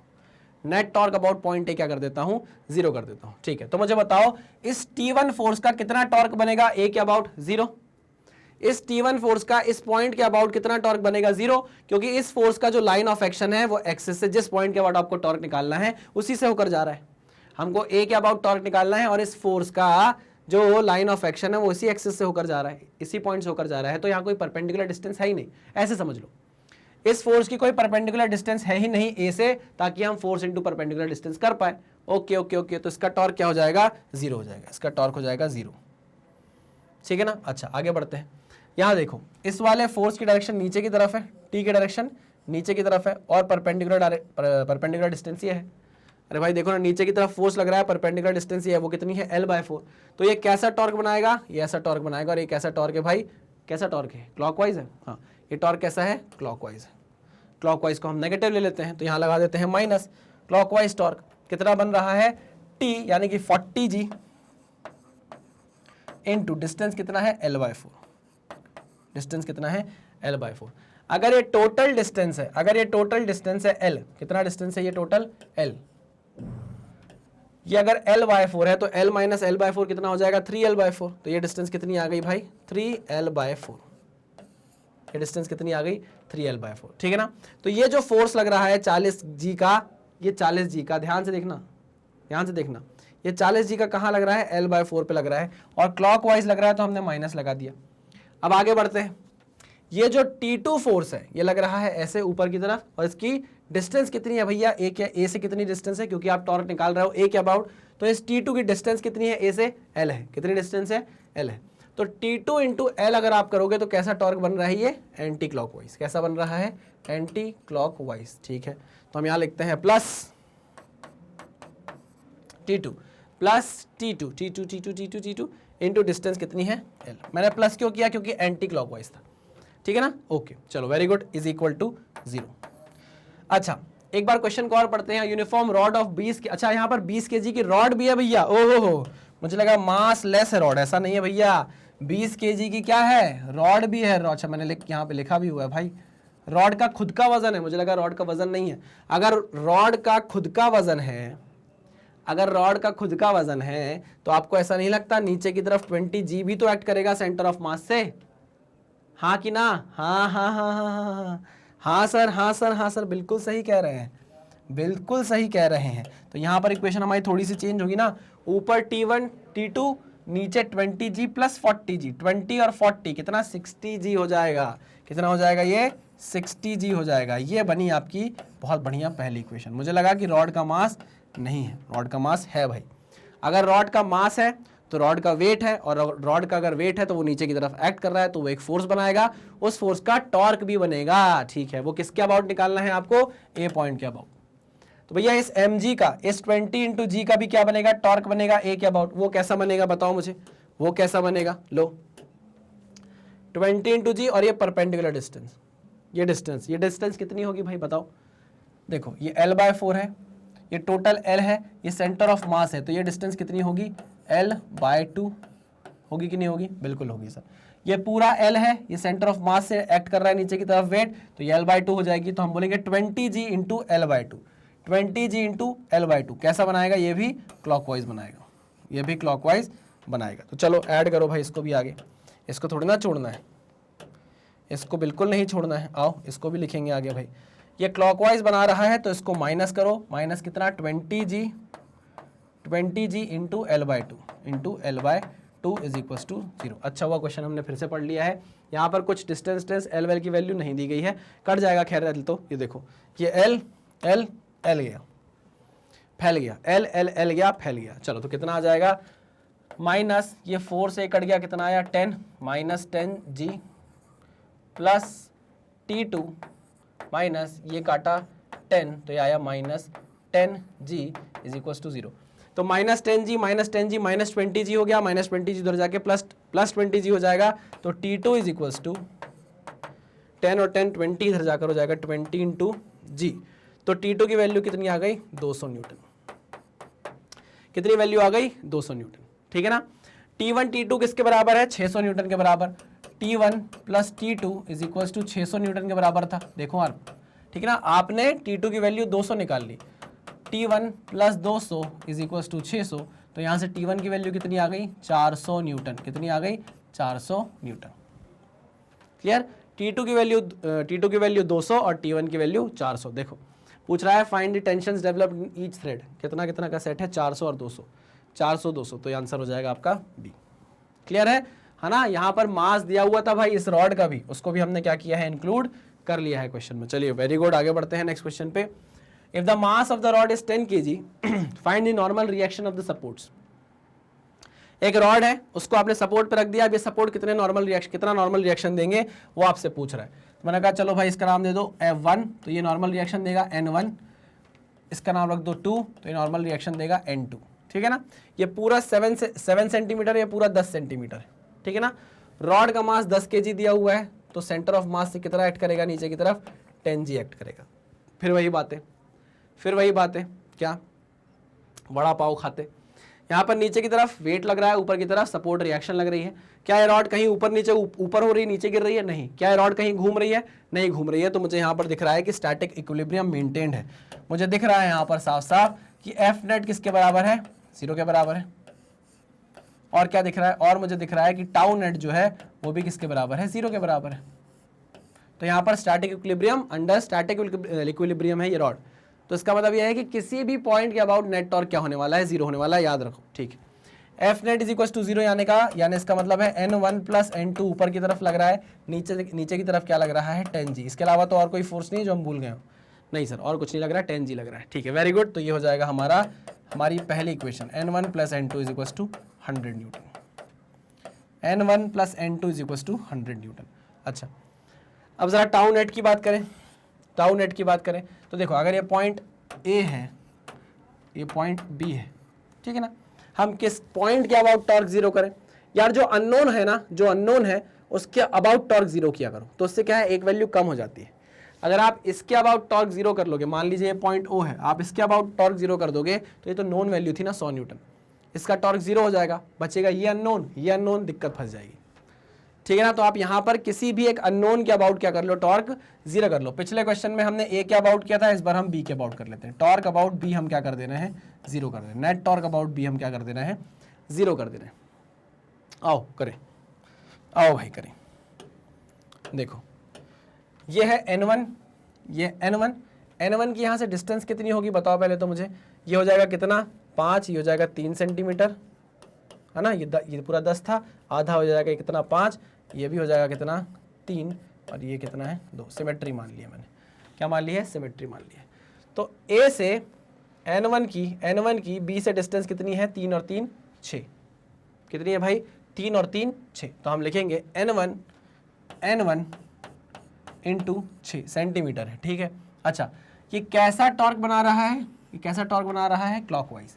कैसा बना रहा है, क्लॉकवाइज। ये डिस्टेंस ये है, फोर्स की डायरेक्शन ये है, तो ये क्लॉकवाइज क्या बना रहा है, टॉर्क बना रहा है। तो हम लगा देंगे इसके आगे एक माइनस, ठीक है ना। सिमिलरली आगे बढ़ते हैं। अब ये फोर्स देखो नीचे की तरफ है और इसकी डिस्टेंस कितनी है यहाँ से 3, ये नीचे की तरफ है, डिस्टेंस कितनी है 3, तो ये क्या बना रहा है, एंटी क्लॉकवाइज टॉर्क बना रहा है, मतलब पॉजिटिव में बनेगा टॉर्क। वो कितना बनेगा, 10G यानी कि 100 न्यूटन, 10G इंटू डिस्टेंस कितना है 3 सेंटीमीटर पॉजिटिव का, ठीक है ना, क्योंकि एंटी क्लॉकवाइज है। अब भैया इसका, इस N2 का इस पॉइंट के बाद कोई टॉर्क बनेगा, नहीं बनेगा। N2 की कोई परपेंडिकुलर डिस्टेंस ही नहीं है B से। या आप ऐसा सोचो कि जो line of action of force है N2, वो कहाँ से होकर जा रहा है, उसी पॉइंट से होकर जा रहा है जिसके अबाउट आपको टॉर्क निकालना है। तो कितना हो जाएगा, ये 0 हो जाएगा। और कोई फोर्स है इसके अलावा, नहीं सर और कोई फोर्स नहीं है। तो हम बोल सकते हैं क्या कि 6N1 इज इक्वल टू 10 यानी 100 कर लो इसको, 100 इंटू 3 300, ठीक है। तो N1 की वैल्यू कितनी आ गई, 300 डिवाइड बाय 6, तो ये 3 दूनी 6, 100 और ये हो जाएगा काट के कितना 50, ठीक है ना। कितना आ गई N1 की वैल्यू, 50 न्यूटन आ गई है। अब अगर N1 की वैल्यू 50 आई है तो N2 की वैल्यू भी कितनी आ जाएगी, 50 आ जाएगी। तो बस खत्म बात, N1 is equal to 50 newton और N2 is equal to 50 newton. Answer कितना आ गया, ये सिमेट्री है ना, क्योंकि सिमेट्री है, बराबर बराबर वेट जाएगा इस पे, 50 न्यूटन इस पे, 50 न्यूटन इस पे, बराबर बराबर डिस्ट्रीब्यूट हो जाएगा। क्लियर है, हाँ सर क्लियर है। चलिए आगे बढ़ते हैं नेक्स्ट क्वेश्चन पे। A block of height h is projected along a rough surface of coefficient of friction mu. The point of application of the normal force x is equals to। अब आप देखो यहाँ पर हालात बदल गए, जज्बात बदल गए। आप बोलोगे सर अभी आपने फ्री बॉडी डायग्राम में हमको ये बताया था कि जो हमारा ऑब्जेक्ट होता है, मान लीजिए ये ऑब्जेक्ट है, ये किसी सरफेस पे रखा है, मान लीजिए मास m का है ना, इस पर mg लग रहा है नीचे की तरफ। नॉर्मल रिएक्शन आप ऐसे बनाते थे, फोर्स आप ऐसे बनाते थे, है ना, और फ्रिक्शन फोर्स आप ऐसे बनाते थे, फ्रिक्शन फोर्स आप ऐसे बनाते थे, ठीक। ध्यान से सुनना मैं क्या बोलना चाह रहा हूँ। अगर n mg के बराबर है, अगर n mg के बराबर है, ये क्या, ये कौन सा पॉइंट है, ये आपका सेंटर ऑफ मास है। अगर n mg के बराबर है तो n के द्वारा इस पॉइंट के अबाउट कितना टॉर्क बनेगा, 0, क्योंकि इसका और इसका जो लाइन ऑफ एक्शन है वो इसी पॉइंट से होकर जा रहा है। हाँ, इस F फोर्स का इस सेंटर ऑफ मास के अबाउट कितना टॉर्क बनेगा, 0, क्योंकि तीनों ही फोर्स के जो लाइन ऑफ एक्शन है वो इस पॉइंट से होकर जा रहे हैं। मान लीजिए जो फ्रिक्शन फोर्स है, इसका सेंटर ऑफ मास से डिस्टेंस कितना है, मान लीजिए a डिस्टेंस है। कितना डिस्टेंस है, a डिस्टेंस है। तो आपको ऐसा नहीं लगता कि ये फ्रिक्शन फोर्स इस परपेंडिकुलर डिस्टेंस से मिलके एक क्लॉकवाइज टॉर्क जनरेट कर रहा है। क्या जनरेट कर रहा है, टॉर्क जनरेट कर रहा है, जिसके कारण ये जो मास है ये क्या कर सकता है, पलट सकता है, जिस कारण ये मास क्या कर सकता है, पलट सकता है। लेकिन ये होने से कोई तो फोर्स हो जो रोके इसको, है ना। अब जो वेट है भाई वो तो सेंटर ऑफ मास से लगेगा, जो मैंने एक्सटर्नल फोर्स लगाया वो भी सेंटर ऑफ मास से लगेगा। तो हम क्या बोलते हैं कि नॉर्मल रिएक्शन को शिफ्ट होना पड़ेगा। नॉर्मल रिएक्शन सेंटर से नहीं लगेगी, नॉर्मल रिएक्शन लगेगी थोड़ा सा शिफ्ट होके यहाँ कहीं से, एंड डैश यहाँ से लगेगी और इसकी डिस्टेंस यहाँ से कितनी होगी, x होगी। अब ये जो नॉर्मल फोर्स है वो इस परपेंडिकुलर डिस्टेंस के साथ मिलके एक एंटी क्लॉकवाइज टॉर्क बनाएगी जो इसको काट डालेगी, इसको खा जाएगी। ये एंटी क्लॉकवाइज टॉर्क बनाएगा नॉर्मल रिएक्शन, जो कि फ्रिक्शन के द्वारा बनाए गए क्लॉकवाइज टॉर्क को खा जाएगा, और ये ब्लॉक हमारा सीधा बैठा रहेगा, पलटेगा नहीं। बात समझ में आई, ये लॉजिक है इसके पीछे, ये लॉजिक है इसके पीछे, ठीक है। चलिए वेरी गुड, आगे बढ़ते हैं। तो ये क्वेश्चन उसी पर बेस्ड है, आइए देखते हैं क्वेश्चन को सॉल्व करते हैं। क्वेश्चन क्या बोल रहा है, a block of height capital H की हाइट है ब्लॉक की, ठीक है, कैपिटल H की हाइट है ब्लॉक की। यहाँ पर एक्सेलरेशन फालतू दिया हुआ है, इसको मुझे क्या करना है, हटाना है, सिर्फ ब्लॉक लेकर आना है, ठीक है ना। चलिए आइए, तो block of height capital H, ये कैपिटल H हाइट है, कैपिटल H हाइट है, ठीक है ना। इस projected along rough surface of coefficient of friction mu, यहाँ पर कोएफिशिएंट ऑफ फ्रिक्शन आपको कितना दिया हुआ है, mu. The point of application of the normal force is, the point of application of the normal force is, मान लीजिए ये क्या दिया है भाई आपको, F फोर्स दिया है। क्या दिया हुआ आपको, F फोर्स दिया हुआ, ठीक, ओके। चलिए मानते हैं, हमें जानते हैं भाई शानदार तरीके से कि यहाँ पर जो वेट है और ये क्या है भाई, पहले हम मानते थे हमारा नॉर्मल रिएक्शन है। तो अभी आपने सर हमको समझाया कि नॉर्मल रिएक्शन यहाँ सेंटर ऑफ मास से नहीं लगेगी, ये क्या है हमारा centre of mass, normal reaction हमारी सेंटर ऑफ मास से नहीं लगेगी, उसको हल्का सा क्या करना पड़ेगा, शिफ्ट करना पड़ेगा। है ना। क्यों करना पड़ेगा, मैंने आपको रीजन ऑलरेडी बता दिया है। तो हमने नॉर्मल रिएक्शन को हल्का सा शिफ्ट करके यहां से लगाया है, कितनी दूर, x दूर। तो वो पूछ रहा है कि बताओ the point of application of normal force क्या होना चाहिए, यानी कि x की वैल्यू क्या होनी चाहिए, x की वैल्यू क्या होनी चाहिए। देखो फोर्स के द्वारा बनाया गया जो टॉर्क होगा सेंटर ऑफ मास के अबाउट वो 0 हो जाएगा। फोर्स का जो लाइन ऑफ एक्शन है वो इसी पॉइंट से निकल कर जा रहा है ना जिसके अबाउट आपको टॉर्क निकालना है। बिल्कुल सही सर। तो देखो भैया, देखो तो हम बोलेंगे net torque about centre of mass क्या करना है, हमको 0 करना है। क्यों, क्योंकि block will be at rotational equilibrium. Block rotate नहीं करेगा भाई, रोटेशनल इक्विलिब्रियम में रहेगा। Block will be at rotational equilibrium. बात समझ में आई? हाँ सर समझ में आ गई है। तो चलो जो लग रहा है टॉर्क जरा उसको देखो। एक तो टॉर्क बनाएगा कौन, ये नॉर्मल रिएक्शन, ये नॉर्मल रिएक्शन टॉर्क बनाएगा n इंटू एक्स से मिलके। कैसा बनाएगा, एंटी क्लॉकवाइज। और एक ये फ्रिक्शन फोर्स बनाएगा। कौन बनाएगा, एक ये फ्रिक्शन फोर्स बनाएगा। देखो ये फ्रिक्शन फोर्स बनाएगा, ये फ्रिक्शन फोर्स F, ठीक है ना। हाँ सर F, जिसकी वैल्यू किसके बराबर होगी, म्यू इंटू एन के बराबर होगी। इस फ्रिक्शन फोर्स को ये परपेंडिकुलर डिस्टेंस मिल रही है, तो ये कैसा टॉर्क बनाएगा, ये क्लॉकवाइज टॉर्क बनाएगा। एक माइनस में है, एक प्लस में है। तो अब आप लिखो इसकी इक्वेशन, क्या लिखोगे, मैं लिखूंगा माइनस या F इंटू डिस्टेंस कितनी है भैया, F इंटू ये डिस्टेंस कितनी है, h/2। आधा कितना हो जाएगा h का, h/2, लेकिन ये माइनस में होगा। क्यों, क्योंकि क्लॉकवाइज है वो टॉर्क, क्या है, क्लॉकवाइज है। प्लस एंटी क्लॉकवाइज टॉर्क किसका, n का, कितनी डिस्टेंस के साथ, x के साथ। नेट टॉर्क कितना आना है, 0 आना है सेंटर ऑफ मास के अबाउट। ठीक है, तो हम बोलेंगे F को हम क्या बोलेंगे, mu into N, mu into N. और n की वैल्यू mg के बराबर होगी। n की वैल्यू किसके बराबर होगी, ये n है, नीचे की तरफ वेट लग रहा है, वेट किसके बराबर है, mg के बराबर है। m क्या है इसका, बस चलो mu into M G into h/2 is equals to n into X, है ना। आई बात समझ में? हाँ सर समझ में आ गई। चलो तो mu into M G into h/2, वैसे तो n सीधे भी कट सकता है, कोई दिक्कत नहीं थी। एम जी इंटू एक्स, तो ये एम जी गए, आपको किसकी वैल्यू निकालनी थी, x की वैल्यू निकालनी थी।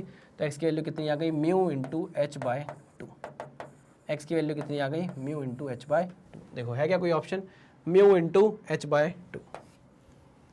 तो ये x की वैल्यू कितनी आ गई, म्यू इंटू h/2। इतनी दूर आपको क्या लगाना पड़ेगा, नॉर्मल रिएक्शन लगाना पड़ेगा, ताकि ये ब्लॉक रोटेशनल इक्विलिब्रियम में रहे, पलटे ना, ताकि clockwise movement anti clockwise movement एक दूसरे के बराबर हो जाए, एक दूसरे को कैंसिल आउट कर दे और ब्लॉक रोटेशनल इक्विलिब्रियम में रह जाए। बात समझ में आई? हाँ सर समझ में आ गई है। Next question, A uniform ladder of mass 10 kg leans against a smooth vertical wall making an angle of 50 degree with it. The other end rests on a rough horizontal floor. Find the normal force and the frictional force that the floor exerts on the ladder. यहाँ से हम एक concept भी सीख लेंगे और ये question मैं आपको होमवर्क भी दे दूंगा कि भाई इस क्वेश्चन को आपको खुद को सॉल्व करना है। कुछ भी नहीं है यार, इस क्वेश्चन में कुछ भी नहीं है, लैडर प्रॉब्लम है। समझेंगे लैडर प्रॉब्लम को कैसे टैकल करना है, लैडर प्रॉब्लम हमें कैसे टैकल करना है जरा समझेंगे। आओ भाई लैडर बनाऊंगा, मोटी लैडर, एकदम मोटी लैडर। चलो ये एक लैडर है, क्या है भाई, ये ऐसे लैडर है, ठीक है ना। यहाँ पर ये पड़ी हुई है ऐसे, ठीक है ना, यहाँ पर ऐसे पड़ी हुई है। अब यार लैडर के केस समझो आप क्या होता है, जब आप इस पे चढ़ते हो, जब आप इस पे चढ़ते हो, है ना, जब आप इस पे चढ़ते हो तो क्या होता है, पीछे की तरफ धक्का लगता है। तो यहाँ पर आपने देखा होगा कि लैडर के पीछे कोई इंसान ऐसे पैर लगा के खड़ा होता है कि लैडर खिसक के पीछे ना आए। समझ रहे हो कि नहीं समझ रहे हो? हाँ, ऐसे केसेस आपने देखे होंगे। अच्छा, लैडर का भी खुद वजन होता है। अगर आप लैडर को किसी दीवार से टिका कर रख दोगे तो लैडर का भी तो खुद का वजन है, समझ रहे हो कि नहीं। तो हो सकता है उसके वजन के द्वारा कोई टॉर्क बन रहा हो ऐसा, जिसके कारण ये लैडर क्या हो जाए, ऐसे घूमकर नीचे गिर जाए, ऐसे घूमकर क्या कर जाए, नीचे गिर जाए। मान लो इस लैडर का मास है टोटल मास कितना है, capital M G. Capital M G कहाँ सेट करेगा, यहाँ सेट करेगा। मान लो लैडर का टोटल लेंथ कितना है, 2L है। लैडर की लेंथ कितनी है, 2L है, इतना आप मान लो। अच्छा, क्या क्या होगा और समझो, ध्यान से समझो। ये लैडर यहाँ रखी हुई है, ठीक है ना। तो जमीन इस पर क्या लगाएगी, एक नॉर्मल रिएक्शन लगाएगी, N1 लगाएगी कि नहीं लगाएगी, बिल्कुल लगाएगी। और ये जो लैडर आएगी, मान लीजिए लैडर जिस जमीन से टिकी हुई है उस जमीन का जो कोएफिशिएंट ऑफ फ्रिक्शन है वो म्यू है। तो जब ये लैडर पीछे की तरफ खिसकेगी, पीछे की तरफ खिसकेगी, रिलेटिव मोशन करेगी पीछे की तरफ, तो इस पर क्या लग जाएगा भाई, एक फ्रिक्शन फोर्स लग जाएगा।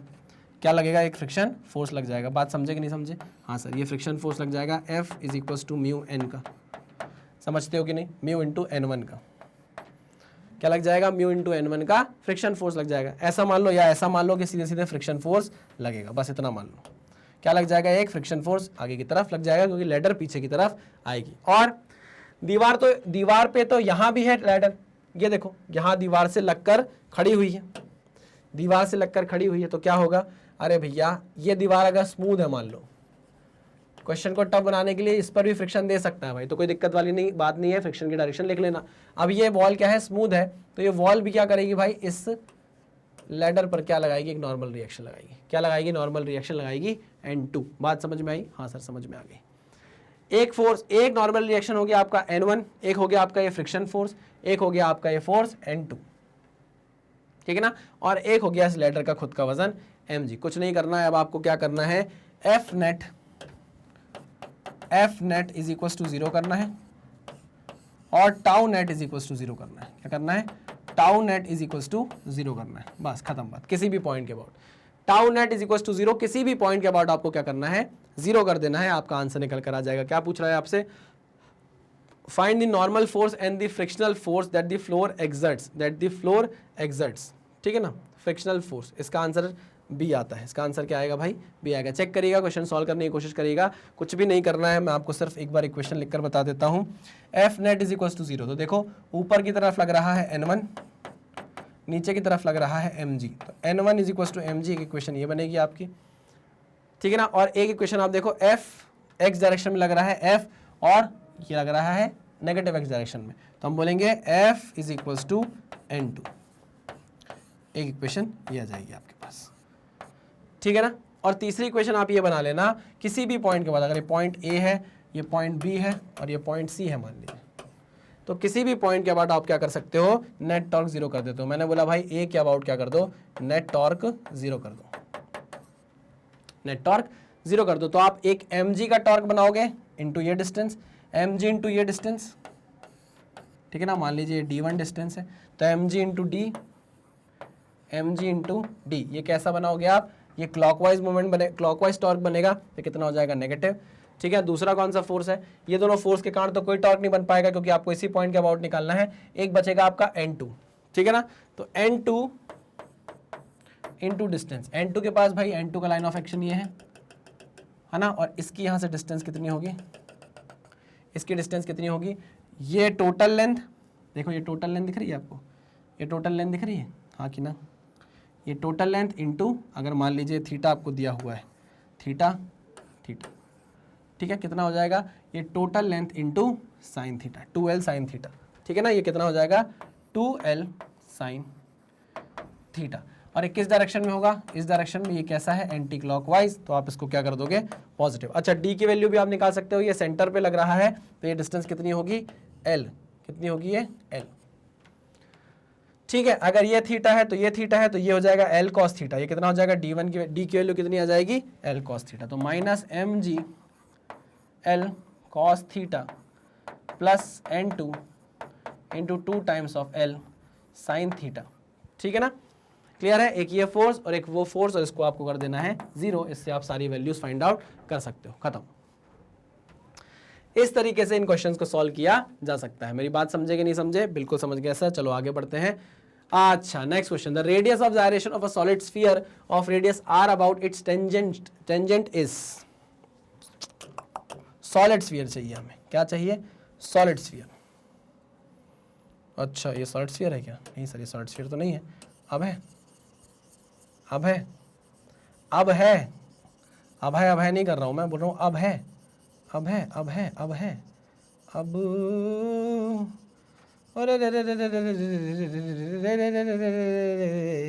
अरे जल्दी जल्दी हो जा भाई, बहुत पढ़ना है अभी, बहुत पढ़ना है। ये सॉलिड स्फीयर हो गया, इसमें इसका भी कोई प्रोविज़न होना चाहिए, क्यों कि पूरा एक बार में बना पाए इंसान।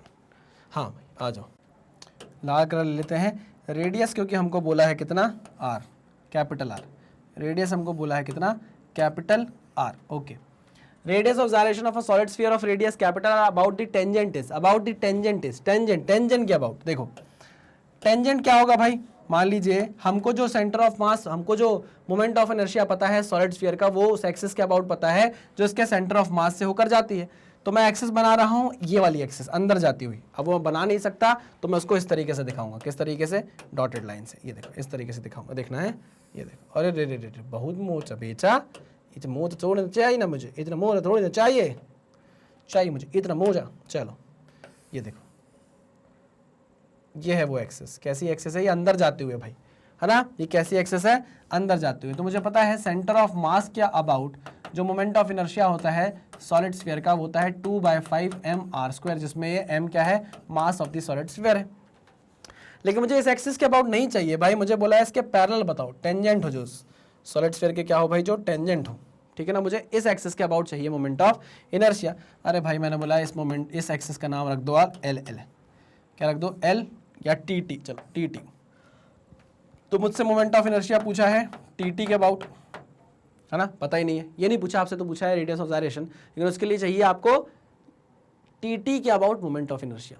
ठीक है, ये डिस्टेंस कितनी होगी भाई, ये डिस्टेंस कितनी होगी, ये डिस्टेंस बता सकता है कोई, ये डिस्टेंस सर आर के बराबर होगी। कितनी होगी ये, आर के बराबर होगी। तो क्या यहाँ पर पैरेलल एक्सिस थ्योरम लगा सकते हैं सर, बिल्कुल धड़ल्ले से लगा सकते हैं। तो हम बोलेंगे moment of inertia about T is nothing but moment of inertia about centre of mass plus m जो इसका मास है इंटू डिस्टेंस का स्क्वायर, यानी कि r का स्क्वायर। चलिए बहुत बढ़िया। सेंटर ऑफ मास के अबाउट आपको पता है कितना है, 2/5 mr² plus mr²।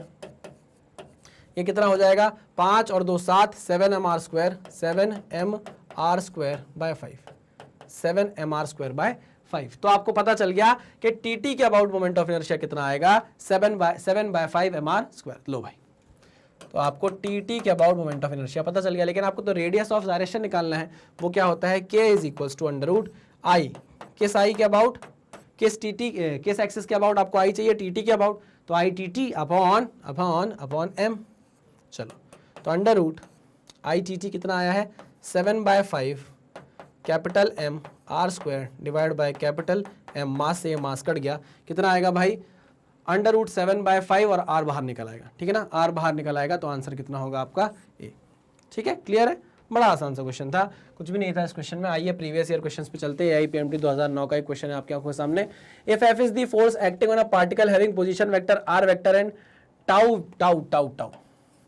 B the torque of this force about the origin, इनमें से कौन सा ऑप्शन सही होगा, r vector dot tau vector is equal to 0, f dot tau is equal to 0। अच्छा, r dot tau is not equal to 0, f dot tau is not equal to 0। यार simple सी बात है, मुझे पता है कि tau vector is nothing but r vector cross f vector.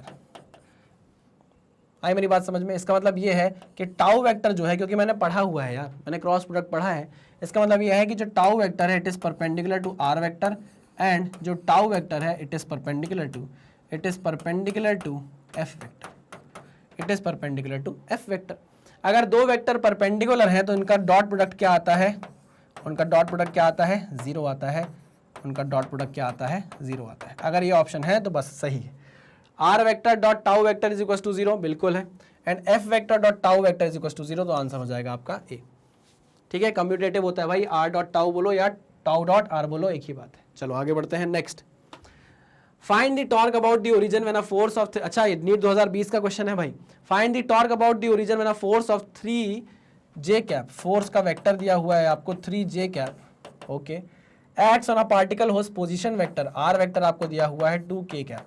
आपसे बोल रहा है टॉर्क का वेक्टर निकाल कर बताओ, तो ये हो जाएगा r vector cross f vector, यानी कि 2k cap cross 3j cap. तो ये कितना हो जाएगा, 3 2 6। अच्छा, k क्रॉस j कितना होता है, k क्रॉस j कितना होता है मुझे पता है भाई, i j k। i से j करोगे, j से k करोगे, k से i करोगे तो सही रहेगा। लेकिन अगर आपने k क्रॉस j किया, k क्रॉस j किया तो माइनस आई आ जाएगा, k क्रॉस j किया तो माइनस आ जाएगा। यहाँ क्या है, k क्रॉस j है तो माइनस आना तय है, माइनस आई कैप। तो फाइनल आंसर कितना आ जाएगा, -6 आई कैप, -6 आई कैप न्यूटन मीटर। क्लियर है। चलिए बहुत बढ़िया, बहुत बेसिक क्वेश्चन था, बनना चाहिए आपसे। Next question, the moment of force F vector is equal to this about the point ये इज गिवन बाय। अच्छा, फोर्स वेक्टर आपको दिया है, क्या दिया है? फोर्स वेक्टर आपको दिया हुआ है, वो कितना है? 4i cap plus 5j cap minus 6k cap. ये फोर्स किस पॉइंट पे लग रहा है? ये इस पॉइंट पे लग रहा है, ओ पॉइंट है। इसका कोऑर्डिनेट आपको दिया है 2 0 -3, ठीक है। और आपको जो टॉर्क निकालना है वो किसके अबाउट निकालना है? इस पॉइंट के अबाउट निकालना है। मान लीजिए ओ डैश है, इसके कोऑर्डिनेट आपको दिए हैं 2 -2 ठीक है ना, इसके कोऑर्डिनेट आपको दिए हुए हैं। अभी आपने जब टॉर्क निकालना सीखा, मैंने आपको पंखा बना के दिया था, पंखे की ब्लेड थी, यह फोर्स लग रहा था, मान लीजिए वो पॉइंट है, ये वो पॉइंट है जिसपे क्या लग रहा है? टॉर्क लग रहा है। और आपको निकालना है जो टॉर्क, वो ये पॉइंट है 2 -2 और यहाँ पर जो आपको पॉइंट दिए गए हैं वो है 2 0 -3। सही लिखा है? हाँ सर। तो आपको क्या निकालना पड़ेगा? आर वेक्टर निकालना पड़ेगा। आर वेक्टर की डायरेक्शन कहाँ होती है भाई? आर वेक्टर की डायरेक्शन ये होती है ना, फाइनल माइनस इनिशियल, यानी कि आपको डिस्प्लेसमेंट वेक्टर निकालना पड़ेगा। समझ रहे हो कि नहीं? तो आप कैसे निकालोगे? फाइनल माइनस इनिशियल करके, ठीक है। अरे भाई ये डायरेक्शन है ये, तो यहाँ से चालू हो रहा है वेक्टर, इधर जा रहा है, तो अगर आपको ये डी डिस्प्लेसमेंट वेक्टर चाहिए तो आप इसको क्या बोलोगे? Final minus initial. तो मैं लिखता हूँ डी वेक्टर या आर वेक्टर, चलो आर वेक्टर बोलता हूँ मैं इसको, क्या ये? आर वेक्टर है, ठीक है ना। तो R vector is nothing but 2 -2 0i cap, ठीक है ना। 0 माइनस ऑफ माइनस तो हो जाएगा प्लस 2j कैप, ठीक है ना। -3 ऑफ -2 माइनस माइनस प्लस हो जाएगा, तो -3 + 2 इज -k कैप। कितना आ गया? Plus 2j cap minus k cap. ये आर वेक्टर आ गया, बस खत्म बात। अब आपको क्या निकालना है? R cross F. आपको टॉर्क निकालना है, तो tau is equal to R vector cross F vector. तो फटाफट क्या निकाल लो? क्रॉस प्रोडक्ट निकाल लो। आओ निकालते हैं।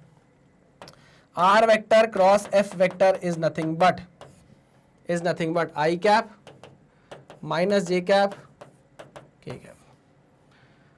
ओके, चलिए यहां पर लिखते हैं हम आर क्रॉस एफ कर रहे हो ना पहले, तो 0 2 -1 0 2 -1 और एफ क्या है? 4 5 और -6 4 5 और -6। चलिए वेरी गुड। तो आर क्रॉस एफ कितना आ जाएगा? आई कैप 6 दूनी 12 -12 5 एकम 5 -5 + 5 हो जाएगा, ठीक है ना। माइनस जे कैप, ये वाला कॉलम छोड़ेंगे, ये रो छोड़ेंगे, ये हो जाएगा 0 4 -1 -4 माइनस +4 प्लस जे के कैप, क्या आ जाएगा? 0 -4 दूनी 8 तो +8 हो जाएगा, ठीक है ना। पक्का? हाँ सर पक्का। चलो आगे बढ़ते हैं। तो ये कितना हो जाएगा? -7i cap -4j cap plus 8k cap, ठीक है ना। तो -7i कैप आ रहा है क्या? -4j कैप आ रहा है क्या कहीं? हाँ, और प्लस 8k कैप। ये तो आ ही नहीं रहा है, मतलब हमने 8 में कुछ ना कुछ गड़बड़ की है। देख लेते हैं एक बार। देखो ये k कैप वाले हमने कॉलम को छोड़ा, रो को छोड़ा, तो 5 0 0 4 दूनी 8 तो माइनस। अच्छा हाँ, यहाँ पर क्या आ जाएगा? माइनस आ जाएगा, ठीक है ना। अगर यहाँ माइनस आएगा तो यहाँ भी क्या आ जाएगा? माइनस आ जाएगा। तो इसको मैं -8k कैप कर देता हूँ। आंसर क्या आ गया हमारा? डी। आंसर क्या आ गया भाई? डी आ गया। कोई दिक्कत परेशानी नहीं सर। चलो भाई, तो नेक्स्ट क्वेश्चन पे चलते हैं। नेक्स्ट क्वेश्चन क्या बोल रहा है? ABC is an equilateral triangle with O as its centre, ठीक है। F1 vector, F2 vector, F3 vector represent three forces acting along the sides AB, BC and CD respectively, AB, BC and AC. If the total torque about O is 0, then the magnitude of F3 vector is. Simple सी बात है, कुछ भी नहीं बोला उसने। बोला कि जो नेट टॉर्क है अबाउट पॉइंट O क्या कर दो? 0 कर दो। जितने भी फोर्सेस लग रहे हैं उन सारे फोर्सेस का टॉर्क आप अबाउट पॉइंट O निकाल लो। हमको चाहिए मतलब एक परपेंडिकुलर डिस्टेंस। क्या चाहिए हमें? एक परपेंडिकुलर डिस्टेंस चाहिए। देखो अगर ये F1 वेक्टर है, ये F1 फोर्स है, तो इसकी O से परपेंडिकुलर डिस्टेंस ये होगी। मानते हो कि नहीं मानते? हाँ सर बिल्कुल मानते हैं। ये परपेंडिकुलर डिस्टेंस मान ली मैंने, D है, ठीक। सिमिलरली F2 फोर्स ये है, इसकी यहाँ से O से परपेंडिकुलर डिस्टेंस ये होगी, ठीक है ना। F3 की परपेंडिकुलर डिस्टेंस ये होगी। अब क्योंकि ये इक्विलेटरल ट्राइंगल है, क्या है? इक्विलेटरल ट्राइंगल है, इसलिए ये डिस्टेंस और ये डिस्टेंस सब बराबर होने वाली है, ठीक है। और ये क्या होने वाला है? आपका पॉइंट। तो हमें O के अबाउट नेट टॉर्क क्या करना है? 0 करना है। आओ पहले लेते हैं F1 फोर्स। ये आपका F1 फोर्स है, ये IPMT 2012-1998 में आ चुका है क्वेश्चन। AB की डायरेक्शन, फोर्स की डायरेक्शन F1 की ये है, ठीक है ना। परपेंडिकुलर डिस्टेंस ये है, तो यहाँ पर ये जो टॉर्क बनाएगा क्या वो इस डायरेक्शन में होगा? हाँ सर, आई बात समझ में? फोर्स ये, परपेंडिकुलर डिस्टेंस ये, तो इस डायरेक्शन में क्या होने वाला है? टॉर्क बनने वाला है। ये कौन सी डायरेक्शन है? Anti clockwise. क्या है, एंटी क्लॉकवाइज, इसको हम पॉजिटिव लेते हैं तो हम बोलेंगे प्लस F1 इंटू डी। सही लिखा कि नहीं? अब F2 पे चलते हैं, this is your F2 force, this is F2 force, this is the perpendicular distance. ये देखो कैसा टॉर्क बनाएगा, F इंटू परपेंडिकुलर डिस्टेंस, ऐसा टॉर्क बनाएगा। ये कैसा है, anti clock wise, F2 into D. क्या हो जाएगा ये, प्लस F2 इंटू डी। आई बात समझ में? ठीक है सर। तीसरा क्या है, तीसरा है F3 फोर्स। इसकी डायरेक्शन देखो, ये this is your F3 force, ये इसकी डायरेक्शन है, डिस्टेंस ये है। तो ये कैसा टॉर्क बनाएगा, ऐसा टॉर्क बनाएगा। ये कैसा हो जाएगा भाई, क्लॉकवाइज हो जाएगा। कैसा हो जाएगा, क्लॉकवाइज हो जाएगा। तो ये माइनस F3 इंटू डी। नहीं, हाँ sir, is equal to 0। Net torque about point क्या होना चाहिए, 0 होना चाहिए। इसके अलावा और कोई फोर्सेस लग रहे हैं? नहीं सर, और कोई फोर्स नहीं लग रहा। चलो वेरी गुड, तो कट जाएगा डी डी डी, क्या बचेगा, F1 plus F2 is equal to F3। F1 plus F2 is equal to F3। तो F3 की वैल्यू किसके बराबर आ गई, F1 प्लस F2 के बराबर। चलो नेक्स्ट क्वेश्चन पे चलते हैं। 3 particles each of mass m gram are situated at the vertices of an equilateral angle ABC of light. The moment of inertia of the system about a line AX, ये AX line है, perpendicular to AB in the plane ABC, ठीक है, in gram centimeter square units will be।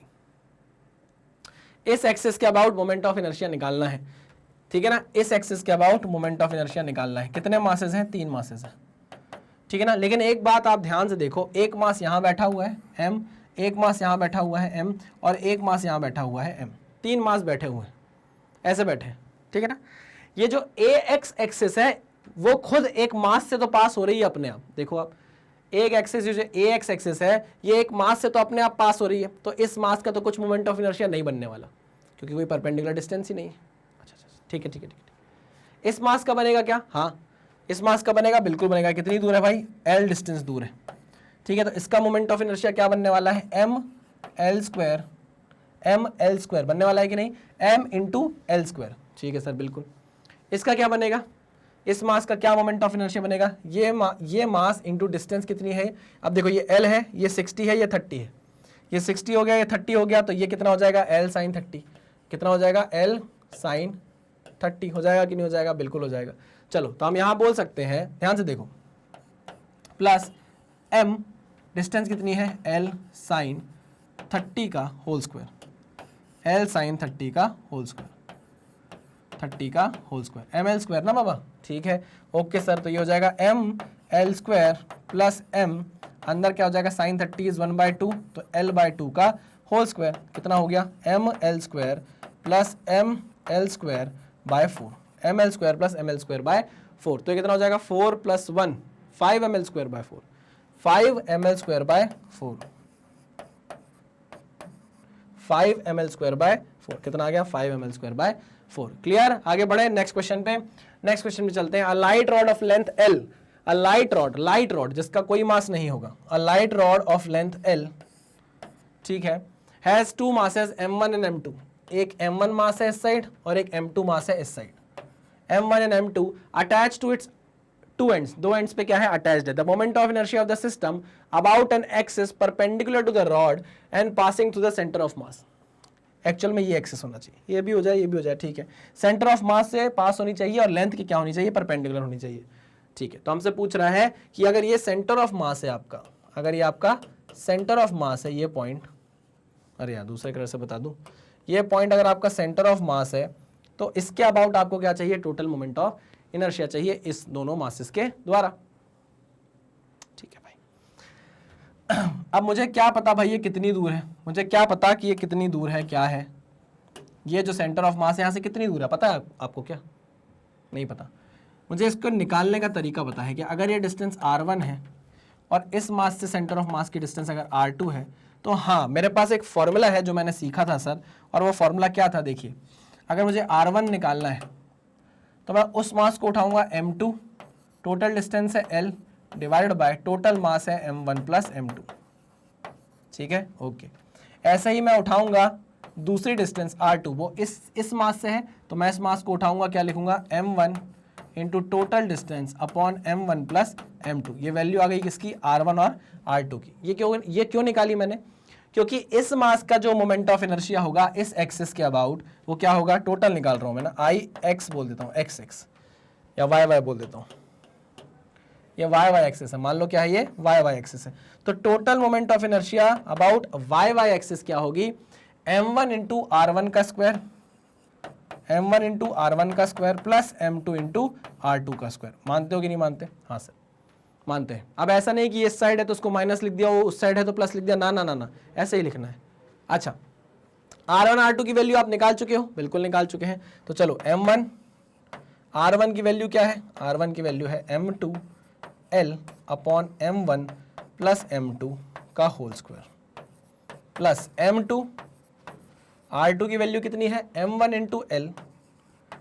Into L divided by m1 plus m2 का whole square. सही लिखा, r2 का square r1 का square. अब आप इसको क्या करोगे, सिंप्लीफाई करोगे। इसको क्या करोगे भैया, सिंप्लीफाई करोगे। आप जैसे इसको सिंप्लीफाई करोगे तो आपका आंसर आ जाएगा m1 m2 upon m1 plus m2 l का स्क्वायर। क्लियर है? चलिए भाई बहुत बढ़िया। इसमें एक स्टेप था जो सेंटर ऑफ मास का था, हमने उसको भी सॉल्व कर लिया है। आगे बढ़ते हैं नेक्स्ट क्वेश्चन पे।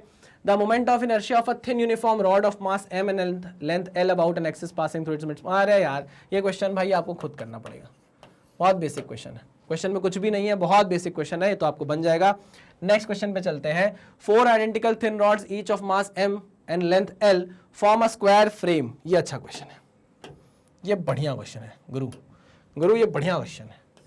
सुना होगा ना आपने, ऐसे बात करते ना कई लोग, गुरु ये बढ़िया हो गया यार गुरु। ये 4 रॉड है,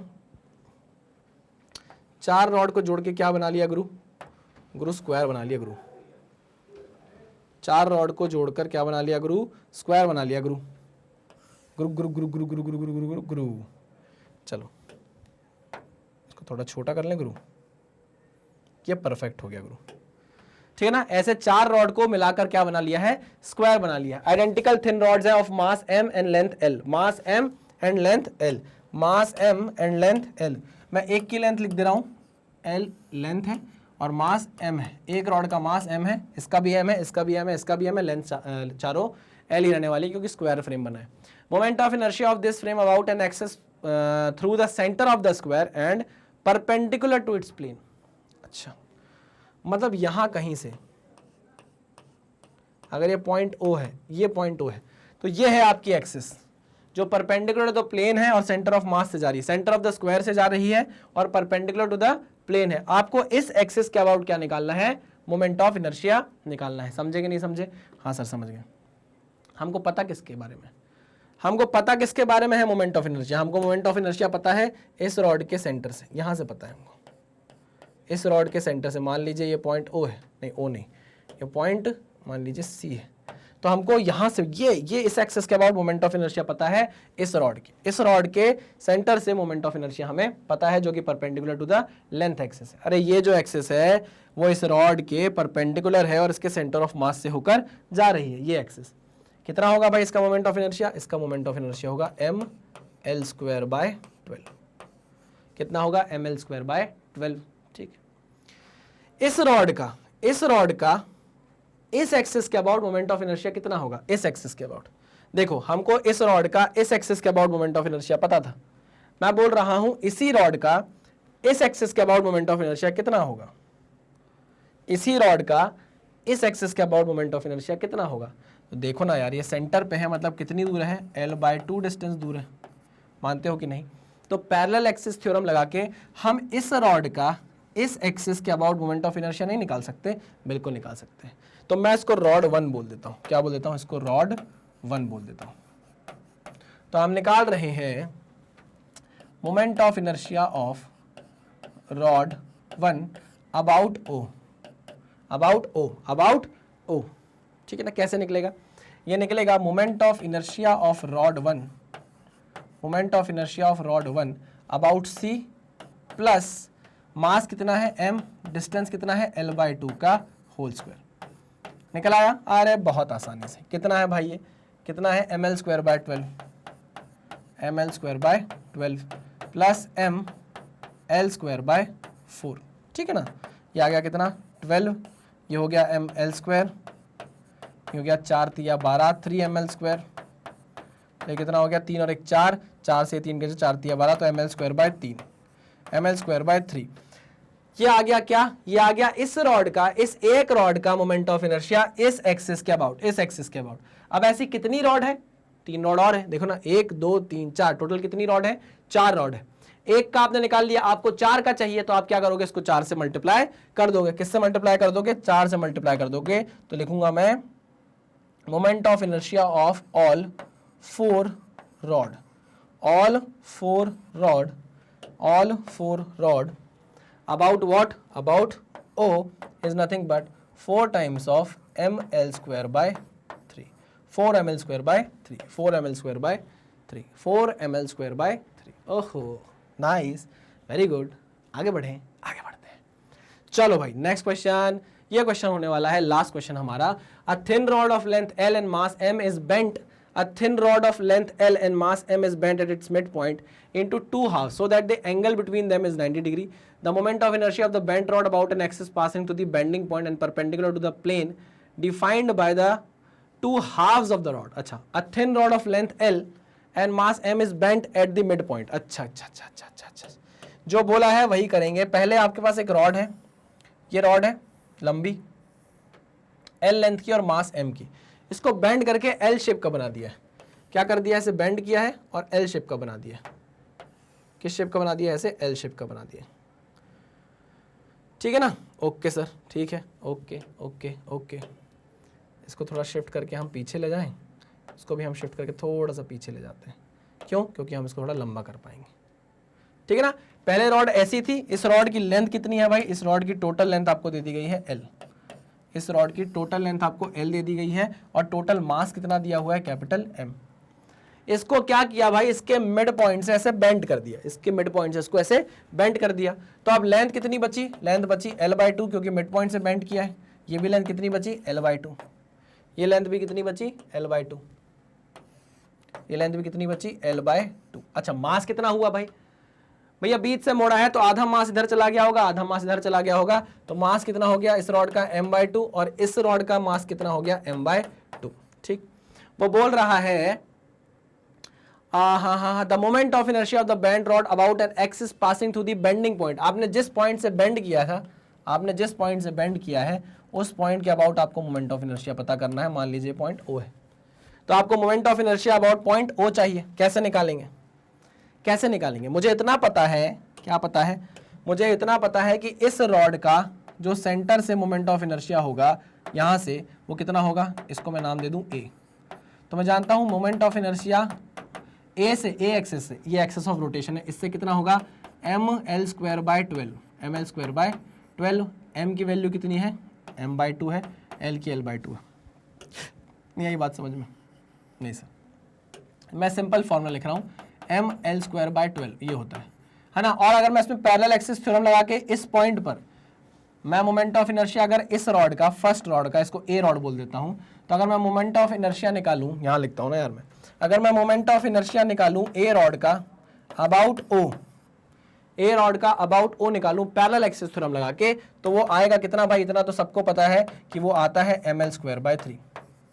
सर ये तो हमको पता ही नहीं था। अरे भाई आपको ये नहीं पता, देखो अगर ये रॉड है, सुनो मेरी बात, अगर ये रॉड है जिसकी लेंथ है L, इस रॉड की लेंथ है L और इस रॉड का मास कितना है m, रॉड लेंथ L है, मास m है, तो अगर ये पॉइंट है A और ये पॉइंट है O, ध्यान से सुनना, तो moment of inertia about point A कितना होगा रॉड का, ml स्क्वायर बाय 12, और moment of inertia about free and कितना हो जाएगा, ml स्क्वायर बाय 3। ये तो आपको याद होना चाहिए भाई, ये आपको क्या होना चाहिए, याद होना चाहिए। वही चीज़ मैं आपको बता रहा हूँ, इधर ध्यान से सुनो, वही चीज़ मैं आपको यहाँ पर बता रहा हूँ, क्या कि इस रॉड का moment of inertia about this point कितना होगा, moment of inertia of rod A किस पॉइंट के अबाउट, O के अबाउट है। नहीं ऐसा लिख लो भाई, इसको आप बोल दो रॉड 1। ठीक है, तो मैं बोल रहा हूँ moment of inertia of rod 1 about point O कितना होगा, कितना होगा, जो A पॉइंट के अबाउट मोमेंट ऑफ इनर्शिया उसका प्लस m इंटू ये डिस्टेंस, ये डिस्टेंस कितना है L/4, ये पूरा L/2 है तो उसका आधा L/4 हो जाएगा। आई मेरी बात समझ में, हाँ सर। अच्छा m कितना है, m/2 है, m कितना है, m/2 है, समझ रहे हो कि नहीं समझ रहे हो, m/2 है, डिस्टेंस कितनी है L/4 का होल स्क्वायर। ठीक है ना। या तो आप ऐसे निकाल लो या तो सीधे सीधे फॉर्मूले का यूज कर लो कि किसी रॉड के फ्री एंड पर जो मोमेंट ऑफ इनर्शिया होता है वो ml²/3 होता है। यहाँ m और l की वैल्यू पुट कर दो, ऐसा कर लो, ज्यादा आसान है। अगर वैल्यू आपको याद है तो बहुत अच्छा है, तो वैल्यू से ही करते हैं। हमें पता है कि किसी रॉड के फ्री एंड पर मोमेंट ऑफ इनर्शिया ml²/3 होता है। क्या होता है? ml²/3 होता है। m की वैल्यू इस रॉड के लिए क्या है? m/2, देखते जाना, m/2, ठीक है ना। l की वैल्यू क्या है? l/2, ml²/3, ठीक है। सॉल्व करो, कितना आएगा? m/2 इंटू l²/4 अपॉन 3, है ना, ठीक है। तो ये कितना हो जाएगा? ml²/4 दूनी 8 तिया 24, 4 दूनी 8 तिया 24, ml²/24, ml²/24, ठीक है ना। चलिए, तो ये रॉड 1 का आया है मोमेंट ऑफ इनर्शिया इस पॉइंट के अबाउट। अब मैं निकाल रहा हूं, मान लो ये रॉड 2 है, तो रॉड 2 का moment of inertia about the free and, rod 2 का moment of inertia about point O, same वही फॉर्मूला ml²/3, m की वैल्यू पुट करो, कितना आएगा? m/2, l की वैल्यू पुट करो, l/2 का स्क्वायर डिवाइड बाय 3, सेम वही चीज है, m/2 l/2 का होल स्क्वायर अपॉन 3, कितना आ जाएगा? ये भी आ जाएगा ml²/24। यहां पर दो वैल्यू आ गई भाई, एक आई है ml²/24 और दूसरी भी आ गई है ml²/24, तो जुड़कर कितना हो जाएगा? ये ml²/12, कितना हो जाएगा? ml²/12, ऐड करोगे तो ml²/12 इज योर आंसर। चलिए भाई, तो इसी के साथ हमने अपने मोमेंट ऑफ इनर्शिया को पूरी तरीके से खत्म कर लिया है, टॉर्क को भी हमने पढ़ लिया है। अब इसके बाद आने वाला है आपका रोटेशनल डायनामिक्स। आपको पता है मैग्नेट ब्रेन्स की अपनी वेबसाइट है magnetbrains.com नाम से, जहां पर जाकर आप सारा कंटेंट जो आपको यूट्यूब पर फ्री ऑफ कॉस्ट अवेलेबल है वो यहाँ पर आपको प्रॉपरली अरेंज मिल जाएगा। जितनी चीज़ें हम पढ़ाते हैं वो देखो यहाँ पर सब कुछ आपको अवेलेबल है। मान लीजिए आप नीट के स्टूडेंट हैं तो आप नीट पे क्लिक करेंगे। जैसे आप नीट पे क्लिक करेंगे तो जितनी चीज़ें हमने आपको नीट में पढ़ाई है वो सबके सब यहाँ पर आपको फ्री ऑफ कॉस्ट अवेलेबल है। जैसे फिजिक्स का कंटेंट, बायोलॉजी का कंटेंट ऋतिका मैम का, और हमारा क्रैश कोर्स जो आपको दिया जा रहा है 1 महीने में, है ना, 35 डेज में जो हम आपको करा रहे हैं वो यहाँ पर अवेलेबल है। चलिए, आप कहीं पर भी वॉच नाउ पे क्लिक करेंगे, वॉच नाउ पे जैसे ही क्लिक करेंगे आप पहुंच जाएंगे हमारे लेक्चर्स पे। मान लीजिए आपका फिजिक्स देखने का मन है, चलो अच्छा, मान लिया आपका क्रैश कोर्स देखने का मन है, तो आप यहाँ वॉच नाउ पे क्लिक करेंगे। जैसे ही आप वॉच नाउ पे क्लिक करोगे तो देखो यहाँ बायोलॉजी का और मेरा क्रैश कोर्स आपको देखने को मिल जाएगा। अब मान लीजिए आपको देखना है भाई, तो आप यहाँ वॉच नाउ पे क्लिक करोगे। जैसे ही आप वॉच नाउ पे क्लिक करोगे तो मैं आपको यहाँ पढ़ाता हुआ दिख जाऊंगा। हमारी आइडियोलॉजी है कि हम कंप्लीटली फ्री एजुकेशन देने में बिलीव करते हैं, और फ्री का मतलब ये नहीं है कि कंटेंट से कॉम्प्रोमाइज़ किया गया हो, और ऐसा भी नहीं है कि हम 1 चैप्टर पढ़ा रहे हो फ्री में, 2 चैप्टर पढ़ा रहे हो, 3 चैप्टर, पूरा का पूरा सिलेबस आपको फ्री में पढ़ाया जाता है। क्लास 1 से लेकर क्लास 12 में हम ये बात प्रूव कर चुके हैं। अच्छा, बदले में हम भी थोड़ा सा प्यार, थोड़ा सपोर्ट आपसे चाहते हैं। वो आप हमें कैसे दे सकते हैं? हमारे वीडियोस को लाइक करके, चैनल को सब्सक्राइब करके, और जितना ज़्यादा हो सके वीडियोस को शेयर करके। चैनल कौन सा है? चैनल है Magnet brains IIT JEE NEET. इससे हमारा मोटिवेशन हाई रहेगा और हम आपके लिए नई नई चीज़ें लेकर आते रहेंगे। तो चलिए, इसी मैसेज के साथ करते हैं लेक्चर को खत्म। मिलते हैं नेक्स्ट लेक्चर में, तब तक सावधान रहिए, सतर्क रहिए, पढ़ते रहिए। Thank you very much.